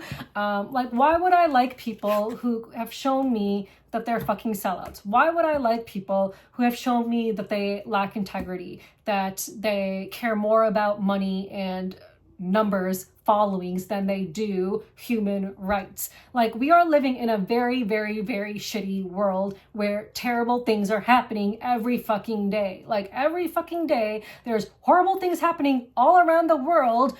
So why would I waste my energy liking people who just don't give a shit and aren't doing their part to make it better? And you can say board games are an escape for everyone, so maybe that's why they don't bring politics into board gaming. But they fucking do when it comes to certain issues like trans lives and Black lives. So why aren't you bringing in the genocide into board gaming? Why aren't you talking about how evil Zionism is and how it's a plague on this earth? Why aren't you fucking talking about that? So I understand people think I'm horrible, but this industry has shown me that they don't care, and I have no respect for people like that. Like, if you claim to be about something and then you're silent about something that falls into the thing you claim to be about. So if you claim that you're all about human rights and you've been silent about the genocide of the Palestinians for over 2 years now, then fuck you. You don't care about human rights. You only care about certain humans that won't get you blacklisted from certain publishers, that won't make you lose certain followers because it's still a taboo subject or whatever in this stupid Zionist industry. So yes, I just wanted to address that because, again, as I said, I understand from my last week's video, after I announced how many people I hate in this industry, that some people were turned off by that or whatever. But that's just reality. I'm not gonna I'm not actively hating them. I'm not like thinking to myself every day like, oh my god, I hate this person, like blah blah blah. It's just if I happen to come across their content and I see yet again they're posting about diversity, because they follow me on TikTok, I follow some of them on TikTok, and even when I don't follow them, their videos show up in my feed on TikTok, and I see their videos, and I see what they're talking about. I see when they make videos about, the industry, and the industry talk never includes talking about Zionism and how it's prevalent in this industry and how people just don't fucking care. So I see the content they post and I'm able to reach a conclusion that I don't fucking like them. I don't fucking like them because I don't think they have integrity. I don't like them because I think that they are hypocrites in a lot of ways. So I have my reasons that they're sellouts and so on and so forth.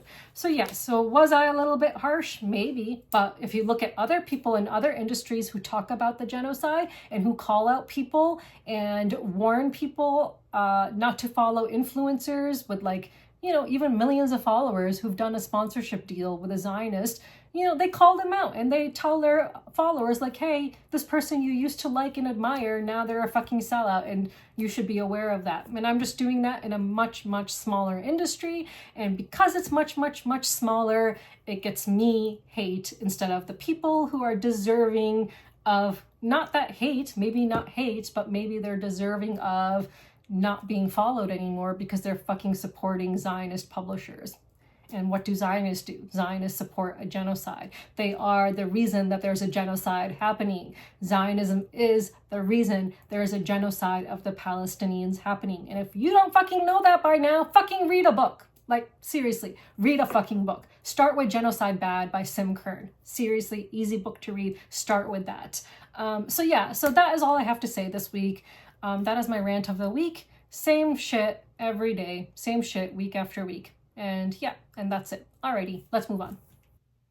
So this week I have 3 questions for you. You can answer 1, 2, or all 3 of them if you like. So the first question is related to Tenby. What other games do you know play similarly to Tenby? Like you're building a street or something and you're adding different tiles or cards, and those all have scoring conditions on them, and so on and so forth. Of course, there is the game Streets by one of my all-time favorite designers, Hakan Holgarder.